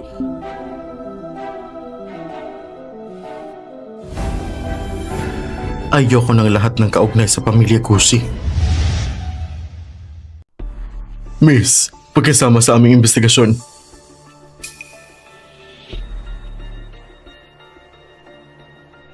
Ang tao ko, huwag kayong mga hasgalawin. President Wen, nagsunod lang kami sa utos. Huwag niyo na po akong gawing mahirap ang kalagayan.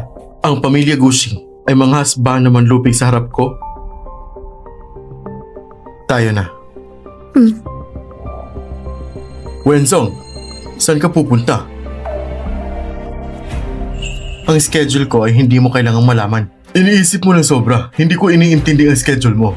Ngayong araw, may isang tao na nag-utos na tulungan ang ating Weiwei. Naapi siya ng sobra. Bago malugtas ang issue na to, walang dapat umalis. Paano kung pilitin ko umalis? Subukan mo. Zhang Yuwei, paano mo nagagawa yun? 3 taon ko nagtatrabaho sa Bion. Si Mr. Wen ang tumulong sa'yo noon. Hindi mo pwedeng ngayon lang nakilala si Mr. Xiang. Ay kalimutan mo na ang dating mong amo. Bayo, ang pagtatapon ng sisi at paglilihis ng atensyon ay nakakapanghi at parang bata pa rin. Zhang Yuwei, sumusobra ka na. Sumusobra ako? Walang dahilan na ako'y bastos ng pinagbintangan. Hindi ko pa man mapatunayang inosente at gusto mo pang linawin ang katotohanan. Ang bote ng alak mo ay pinalitan ng iba. Wala kaming ginalaman dyan. Alam kong iniisip mo na pinalitan kong posisyon mo at laging galit ka sa akin. Kung may galit ka, ipunin mo sa akin. Huwag mong gawing mahirap kay Mr. Wen. Magaling ka sa pag-arte. Ngunit ako, hindi ako si Wen Tengzu. Hindi ako mabibiktima sa plano mo. Ikaw? Zhang Yue, matagal kitang hinahangaan. Naiingit pa nga ako sa'yo. Akala ko ikaw'y matalino, malaya at malakas na babae. Ngayon, nakikita ko na hindi rin pala. Ang kilos mo ngayon ay dahilan sa impluwensya ni Mr. Xiang. Mr. Xiang, marahil hindi mo pa alam. Nung nasa Beyond si Zhang Yue, lagi niyang ginagamit ang... Paano ako dapat gawin ng tama sa buhay at trabaho ay hindi mo dapat husgahan. Paano ako dapat gawin ng tama sa buhay at trabaho ay hindi mo dapat husgahan. Sa halip, lahat ay alam na ikaw ay hangal. Ito ay maliwanag sa lahat. Mr. Wen, si Zhang Yue ay muli nanakit sa akin. Liu Zhang Yue, huwag mo sinasaktan ang kung sino man. Mag-sorry ka. Mr. Wen, maging magalang ka kay Miss Zhang Yue. Sinasaktan lang niya ang isang langaw. Hindi niya ito naramdaman na marumi. Bakit siya magsisisi? Okay ka lang ba, Zhang Yue? Masakit bang kamay mo? Okay lang yan. Piniyagan mo siyang hawakan ka? Wen Tengzu, napakabait mo naman. Pakawalan mo! Sabi mo pakawalan ko para hawakan ka niya? Ganito ka pa kadali? Wala tayong anumang relasyon. Pakawalan mo ako. Liu Zhang Yue, pakawalan mo si Zhang Yue. Hindi mo ba siya narinig?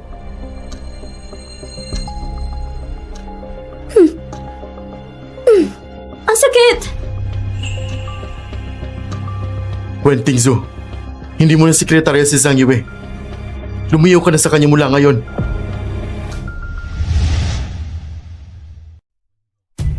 Wen Tengzu, hindi mo na siya sekretarya ngayon. Lumiyaw ka na sa kanya mula ngayon.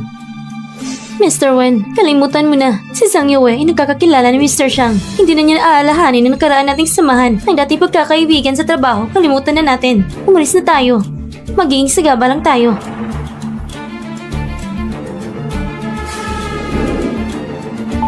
Miss Bai, hindi ka pa dumaan sa pagsusuri. Sinabi ko na, bago malutas ang problema, walang sino man ang dapat umalis. Mr. Wen, Mr. Xiang, pasensya na. Naipagwalang bahala ko ang dalawang mahalik na bisita. Sa iyong auction, may nangyayaring pagnanakaw. Ang aking napakahalagang antigong kagamitan ay napalitan. Ito ay dapat mong ipaliwanag sa akin. Sige, sige. Ako ay inimbitahan sa iyong auction. Ngunit ako ay hinanap at pinagbintangan ng walang basihan. Ito rin ay dapat mong ipaliwanag. Ito, Mr. Wen, Mr. Xiang, ito ay sisiyasatin ko ng mabuti. Pinapangako ko sa inyo, magbibigay ako sa inyo ng naturang paliwanag. Mga Ginoo, maaari ba ninyong igalang ang katandaan ko? Pagkatapos ng lahat, napakaraming mata ang nakamasid. Kung kumalat ito, Master Wang, ang aming Zhang Yue ay nakaranas ng walang katarungan. At sinabi mo pa, Kalimutan mo na. Zhang Yue, Dapat pa rin igalang ang auction ni Master Wang. salamat Miss Lu. Tayo na't mag-usap sa lounge. Halika rito, pag-iusap.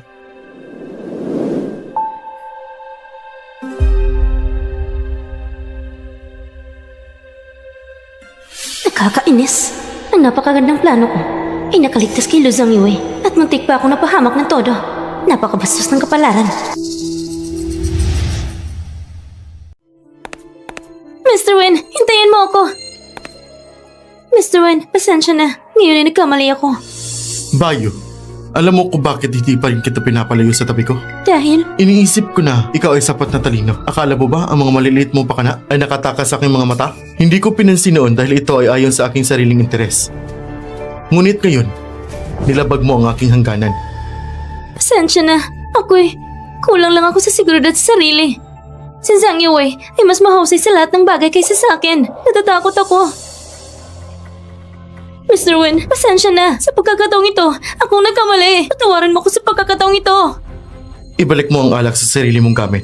Kung madiskubre, hindi na kita matutulungan sa anumang paraan. At sa lahat ng bagay, hindi ka kasing galing niya.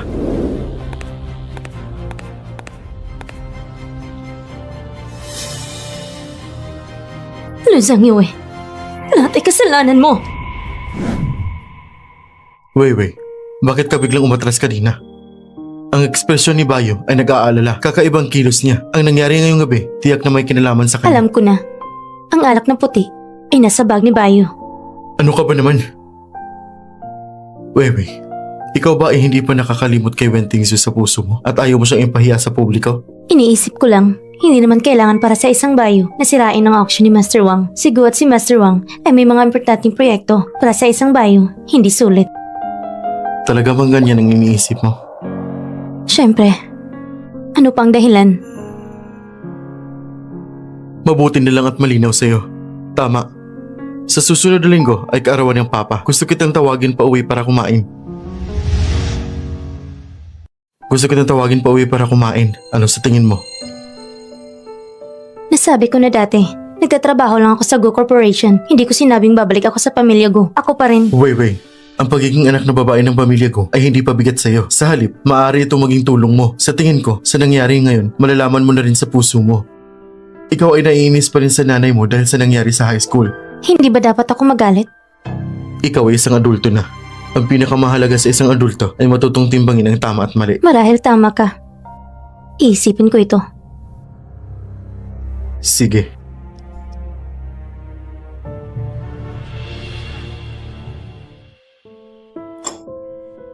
Simula na hindi pumunta si Zhang Yue sa ating bahay. Ang pagtitipon ng pamilya ay mas tahimik.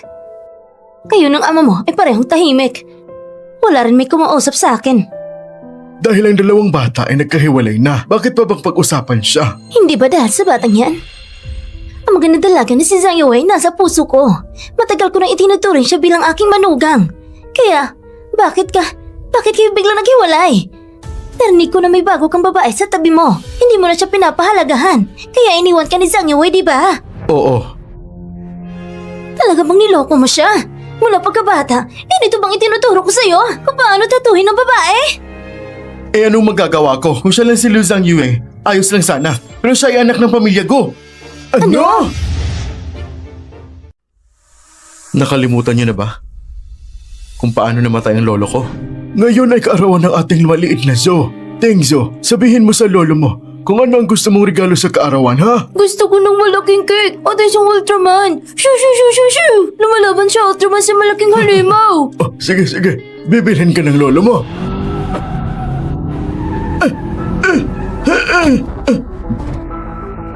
Anong nangyari? Mr. Ren, ito ang convoy ng pamilya ko. Kakaagal lang natin ng isa sa kanilang bid. Baka nagalit sila ng todo.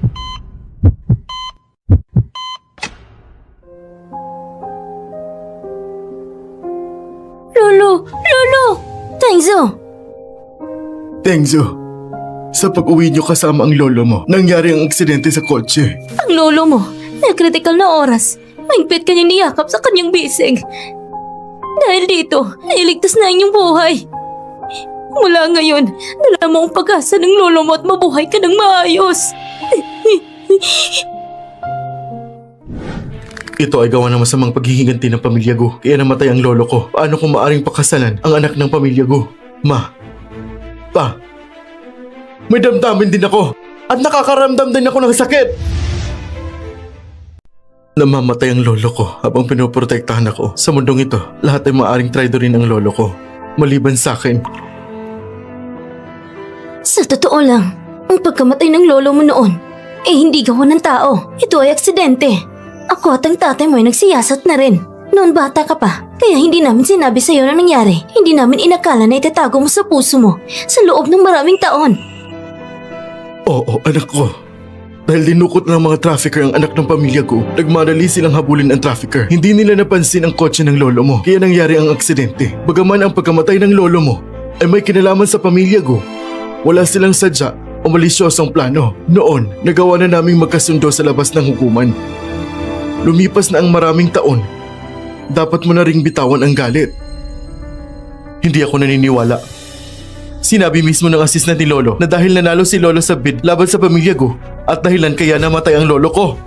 Noong oras na yun, ang assistant ay basta lang haka-haka. Kung talagang may masamang intensyon ng pamilya ko, bakit hindi sila inusig ng pulis? Kung may masamang balak, bakit walang Lamang aksyon? ng pera ang gumagalaw ng sistema. Siguro nakipag-ugnayan ng pamilya ko sa mas nakakataas na otoridad. Siguro ganun ang nangyari. Anak ko, masyado kang natatali sa sarili mong takot. Namatay ang lolo mo. Masakit din sa akin at sa nanay mo. Kaya nga, sa mga nakaraang taon, sa mga negosyo ng pamilya, malinaw man o palihim, laban sa pamilya ko, pinapahayag namin. Ngunit, may hangganan ang lahat ng bagay. Ngayon, ako at ang nanay mo ay sinabi namin sa iyo ang lahat ng ito. Umaasa kaming pag-iisipan mo ito ng mabuti at huwag gumawa ng padalos-dalos na desisyon. Mula pagkabata, mahusay ka na. Hindi mo na kailangan kami ng tatay mo masyadong mag-alala. Ngunit higit sa pagiging mahusay, ninanais namin na magiging masaya ka at kontento.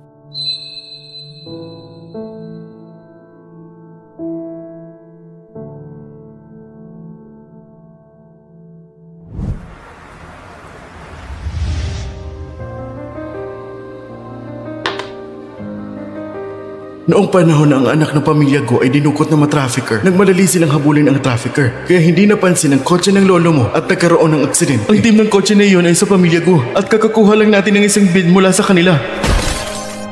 Lolo, ano nga ba ang tunay ng nangyayari?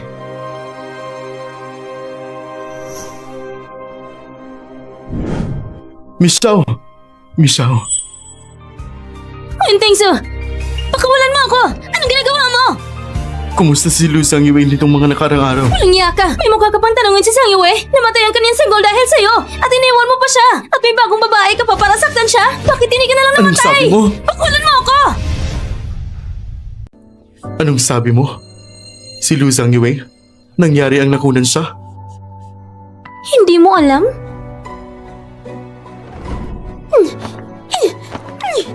Nagbibiro lang ako. Mali yung narinig mo.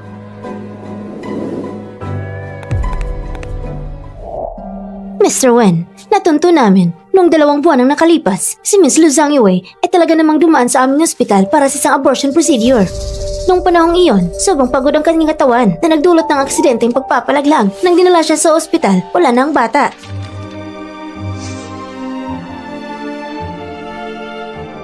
Ika-13 ng Enero. Secretary Bai, halika rin natin uminom ng isang baso. Ano ba kayo? Bago pa lang sa trabaho si Miss Bai, hindi pa siya marunong uminom. Huwag niyo siyang turuan ng masama. Maghahanap na lang ako ng makakainom.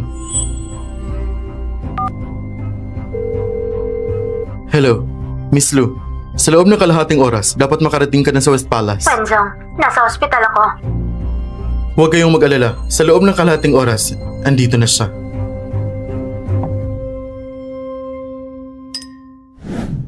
Kaya nung araw na yun, kakawala lang niya ng bata at hinanap ko siya para uminom.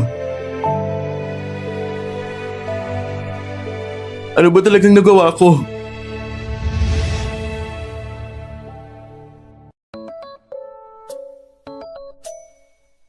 Ilagay ang mga bagong damit at bag sa kwarto ni Yowie at ayusin niyo ha. Opo, Ginang. Sandali lang. Malamig ngayon. Magdagdag ng kumot sa kwarto ni Yowie. Opo. Oo nga. Kumusta namang paghahanda ng pagkain? Sinabi ni Asu na mahilig sa maanghang si Yowie. Maganda ng ilang Sichuan dishes pa. Magpahinga ka muna. Hindi mo na kailangan sabihin yon. Ang mga tagapaglingkod ay alam na nilang ayusin yon. Ano ka ba? Mahirap ikayatin na pumayag na bumalik si Yowie sa bahay. Kailangan ko ayusin ng maayos at iwanan ang pinakamahusay para sa kanya. Nagkabalik na siya!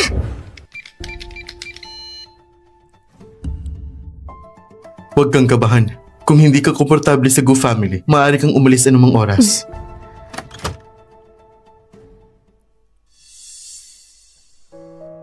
Yowie, sa wakas nakabalik ka na sa bahay.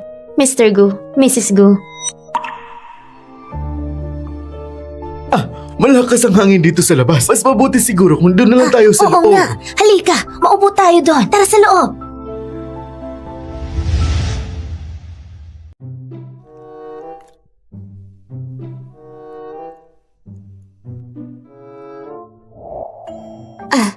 Asu, samahan mo si Yowie at pakita ang bahay. Pupunta kami tingnan ng pagkain malapit na itong ihain. Sige po. Ako'y tutulog na rin doon, ha? Tara, ipapakita ko sa'yo.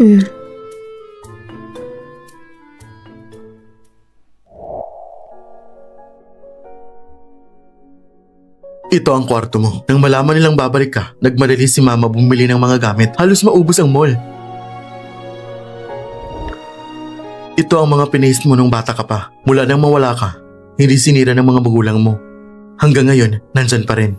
At ang kwarto na ito, hindi rin nila nais ilipat. Baka balang araw, gusto mong bumalik at hindi mo makita ang bahay mo. Sila? Ikaw ang kanilang tunay na anak na babae. Mahal ka nila ng sobra. Tara na, ipapakita ko sa iyo ang ibang bahagi ng bahay. Yue, kumain ka pa ng marami. Napakapayat mo. Busog na po ako. Hindi ba masarap ang pagkain? Masarap naman po ang pagkain, pero talagang hindi ko na kayang kumain kasi busog na po ako. Okay lang. Kung hindi mo na talaga kaya, tigilan mo na lang. Hayaan mo ang mga tagapaglingkod ang mag-ayos. Mr. Gu, Mrs. Gu, kailangan ko nang umalis. Aalis ka agad? Hindi ka ba pwedeng manatili pa sandali? Sa susunod na lang, may ilang gawain pa sa trabaho na kailangan kong ayusin. Bukas, kaarawan ng papa mo, sa Shiho Hotel. May handa para sa mga bisita. Pwede ka ba pumunta?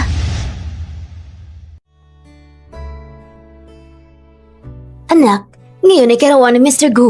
Kung inimbitahan tayo, dapat tayong pumunta bilang bisita. Alam kong hindi mo malimot ang nangyari sa lolo mo. Pero ngayon, bigyan natin siya ng respeto kahit papano. Anak? Anak! Ano pinagmumuni-muni mo? Nadinig mo bang sinabi ko? Naiintindihan mo ba? Opo. Hindi ko alam kung darating pa siya ngayon. Zhang Yue, ayos na bang relasyon mo sa Gu family? Hindi ba ayaw mong bumalik? Di rin naman may tuturing na ayos na. Maraming bagay ang naisip ko. Iniisip kong subukan kong makipag-ugnayan. Marahil hindi lahat ng tao ay katulad ng mga magulang na nag-alaga sa akin. Dapat bigyan ko ang sarili ko ng pagkakataon at bigyan din sila ng pagkakataon. Tama rin. Sa isang buhay ng tao, ilang dekada lang yan. Walang dahilan para labanan ka. Ikaw na magiging panganin na dalaga ng Gu family. Ate, kung mayaman man, mangalma lang tayo sa isa't isa. Paano kita makakalimutan? May isang bagay na kailangang humingi ako ng pauminhin sa'yo. Marahil nakapagbigay ako ng abala sa'yo. Anong abala? Nung dumating ka sa bahay dati, hindi sinadyang naiwan mong reseta ng pagpapalaglag mo. Gusto ko sanang sabihin sa'yo pagkatapos noon. Pero may ibang bagay na nangyari. Alam mo na pala na nakunan ako. Alam ko at hindi na yun mahalaga. Ang mahalaga ay nung nakaraang gabi sa bar, nakasalubong ko si Wentingzu. Galit na galit ako. Hindi ko sinasadya na pagsalitan ko ito. Ano? Zhang Yue, talagang patawad. Sampalin mo na lang ako. O kaya, pwede mo rin akong hampasin. Hindi na ako muli iinom ng laseng. Sige na. Talagang ayos lang. Wala na. Tapos na kami ni Wentingzu. Alam niya na. Pero ayos lang. Wala nang problema. Zhang Yue. Sige na. Pumasok na tayo.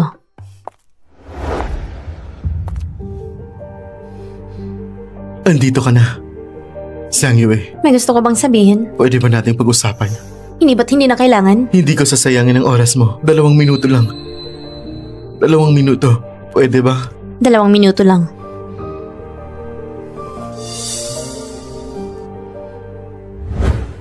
Anong gusto mong sabihin?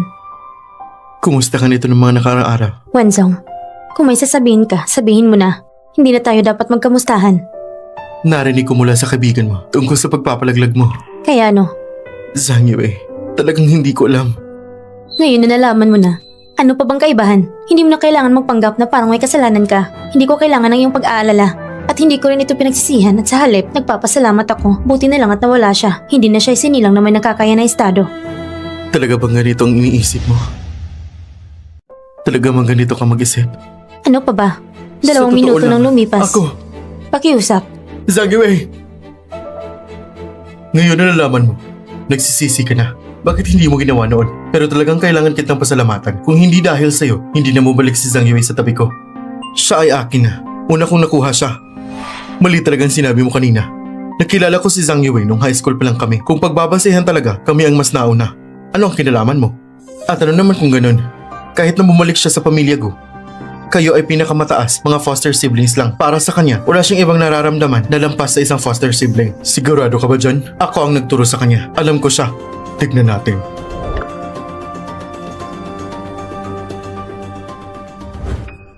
Oo nga. Ang saya naman. Dumating si Zhang Yue. Maligayang karawan. Salamat Zhang Yue. Mr. Gu, Mrs. Gu. Sino po siya? Siya ay...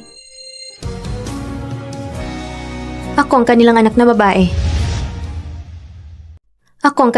babae. Ito ang batang babae na dinala ng yaya noong bata pa at hindi natagpuan hanggang ngayon. Bumalik na siya. Oo nga. Tama, sa wakas, natagpuan na siya. Ang pamilya Gu ay may doble ng kasiyahan. Binabati ko po kayo.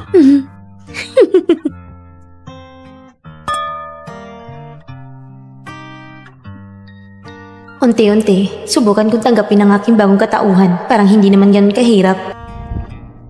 Sa inyong lahat, salamat sa inyo sa kabila ng inyong kabisihan na dumalo sa aking birthday party. Bukod sa aking kaarawan, gusto ko ring ibahagi sa inyo ang isang magandang balita. Ito ay ang nag-iisang anak na babae ng Go Group ay bumalik na! Binabati ko po kayo. Pinabati ko po kayo! Si Zhang Yue, siya lamang ang tanging tunay naming anak na babae. Bilang mag-asawa, salamat sa Diyos na kami ay muli nagsama-sama.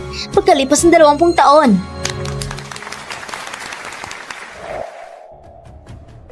Paumahin, hindi ka pwedeng pumasok. Ako ay empleyado ng Beyond Group. Bakit hindi ako makapasok? Huwag kang magsinungaling. Naipalam na sa HR department na ikaw ay natanggal na sa trabaho. Hindi ka na empleyado ng Beyond Group. Mangyaring umalis ka agad. Kung hindi, tatawag kami ng pulis. Ikaw?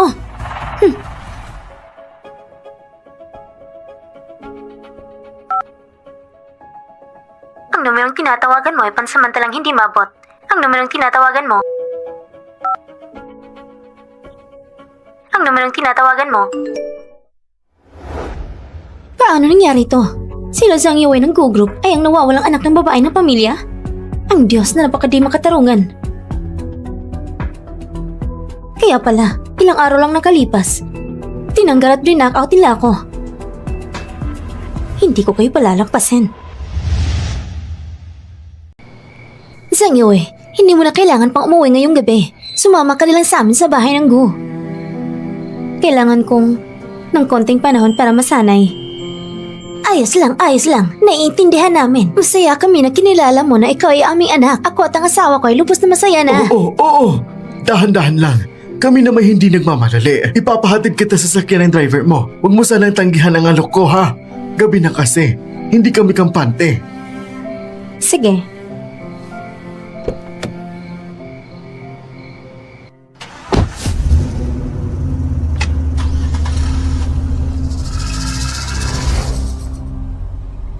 Miss, tila may sasakyan na sumusunod sa atin.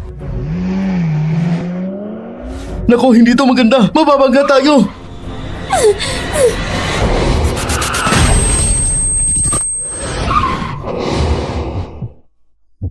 Bigla na lang itong sumulpot. Ang puting kotse ang sumigip sa atin. Bumaba tayo, tingnan.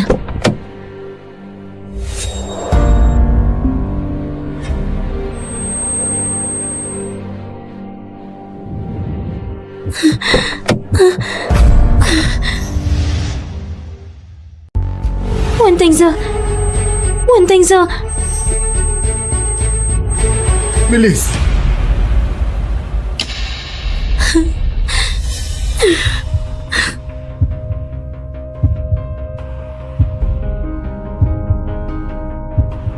Doktor, kumusta si Wentengzo? Nabali ang kaliwang braso niya. Sa kabutihang palad, ang sasakyan niya ay may mataas na safety rating. Walang panganib sa buhay. Ayos lang. Mabuti't hindi malala.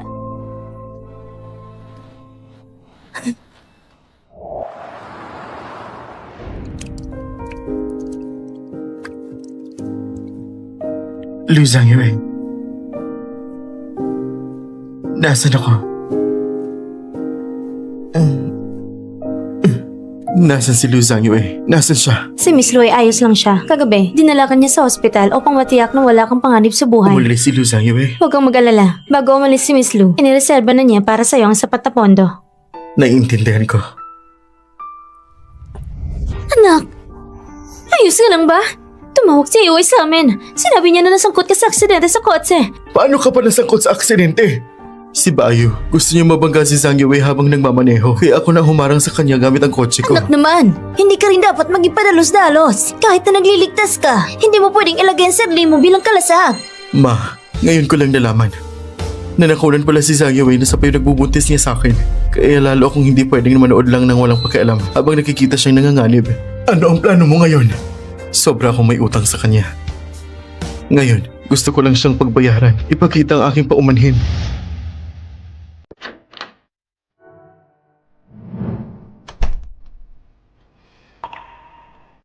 Zhang-Yue, andito ka ba dahil sa akin? Tinanong ko sa ospital. Sabi nila, makakalabas ka na ngayon. Pagkatapos ng lahat, nasugatan ka para iligtas ako. Kaya makatulungan lang na pumunta ako.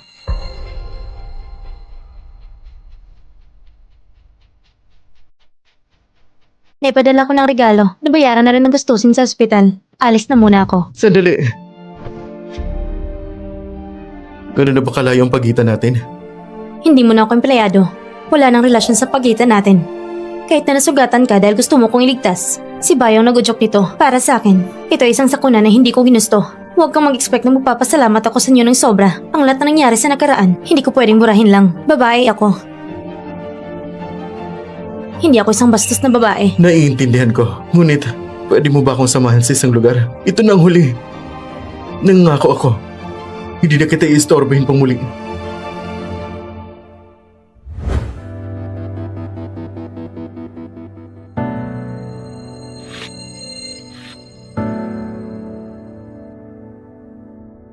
Ito ang lolo ko. Namatay siya dahil sa isang aksidente sa kotse 2 dekada nang nakalipas. Ang may kasalanan ay ang pamilya ko. Anong sabi mo? Ang araw na yun ay aking karawan para sunduin ako. Kasabay nito, ang anak ng pamilya ko ay dinukot ng mga human trafficker. Nagmadali ang pamilya ko na hanapin siya. Kaya nangyari ang trahedya. Hindi ko alam ang katotohanan noon. Akala ko ay ginawa ng pamilya ko upang gumanti kaya napatay ang lolo ko. Ngunit nang malaman ko ang totoong pagkakakilanlan mo, bilang anak ng pamilya ko, labis akong nagdusa. Hindi ko kayang ipagtaksil ang lolo ko at makipagrelasyon sa anak ng kaaway. Ngunit tayo ay magkasama sa loob ng 3 taon at nagkaroon ng napakalalim na damdamin. Sa orihinal na plano, bala kong mag-propose sa iyo ngayong taon. Kaya, ang ginawa mo, pina-approach mo si Bayong sa'yo at sinudyang ipagtanggol siya sa aking harapan. Ay para Maghiganti sa iyo, ngunit hindi ko magawa yun. Gusto kong pakawalan ka, ngunit hindi ko kayang bitawan. Noong panahong yun, ako'y pabago-bago ng damdamin at walang tigil ang pagbabago. Hindi ko rin alam ano ba talagang gusto ko. Ngayon, sasabihin ko sa iyong lahat ng katotohanan. Hindi ito para palusutin ang sarili ko. Nais ko lang sa iyo na malaman ng buong katotohanan. Salamat sa pagsama mo sa akin sa paglalakbay na ito. Tayo na. sige.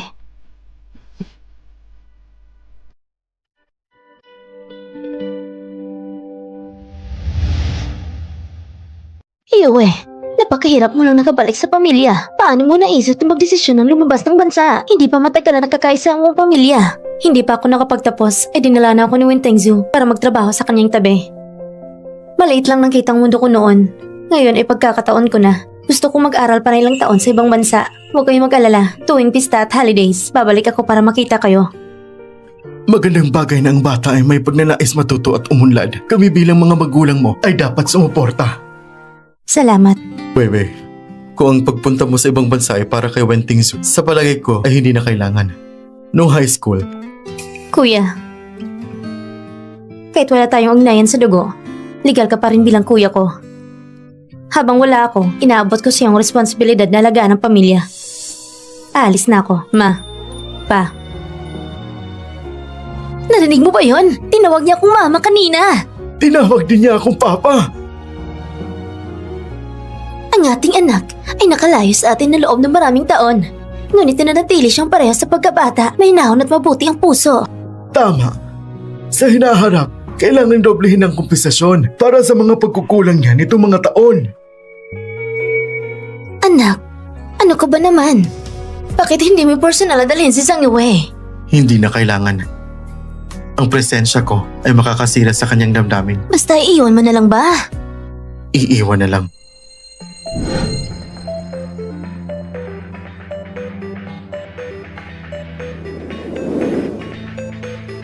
Good morning, everyone. I'm your professor in economics, Professor Vin. Zhang-Yue, napakalawak ng mundo. Gusto ko lang magkaroon ng koneksyon sa iyo. Pahintulutan mo akong kilalanin ka muli sa bagong identidad. Mahaba pang hinaharap. Dahan-dahan nating tatahagin ito.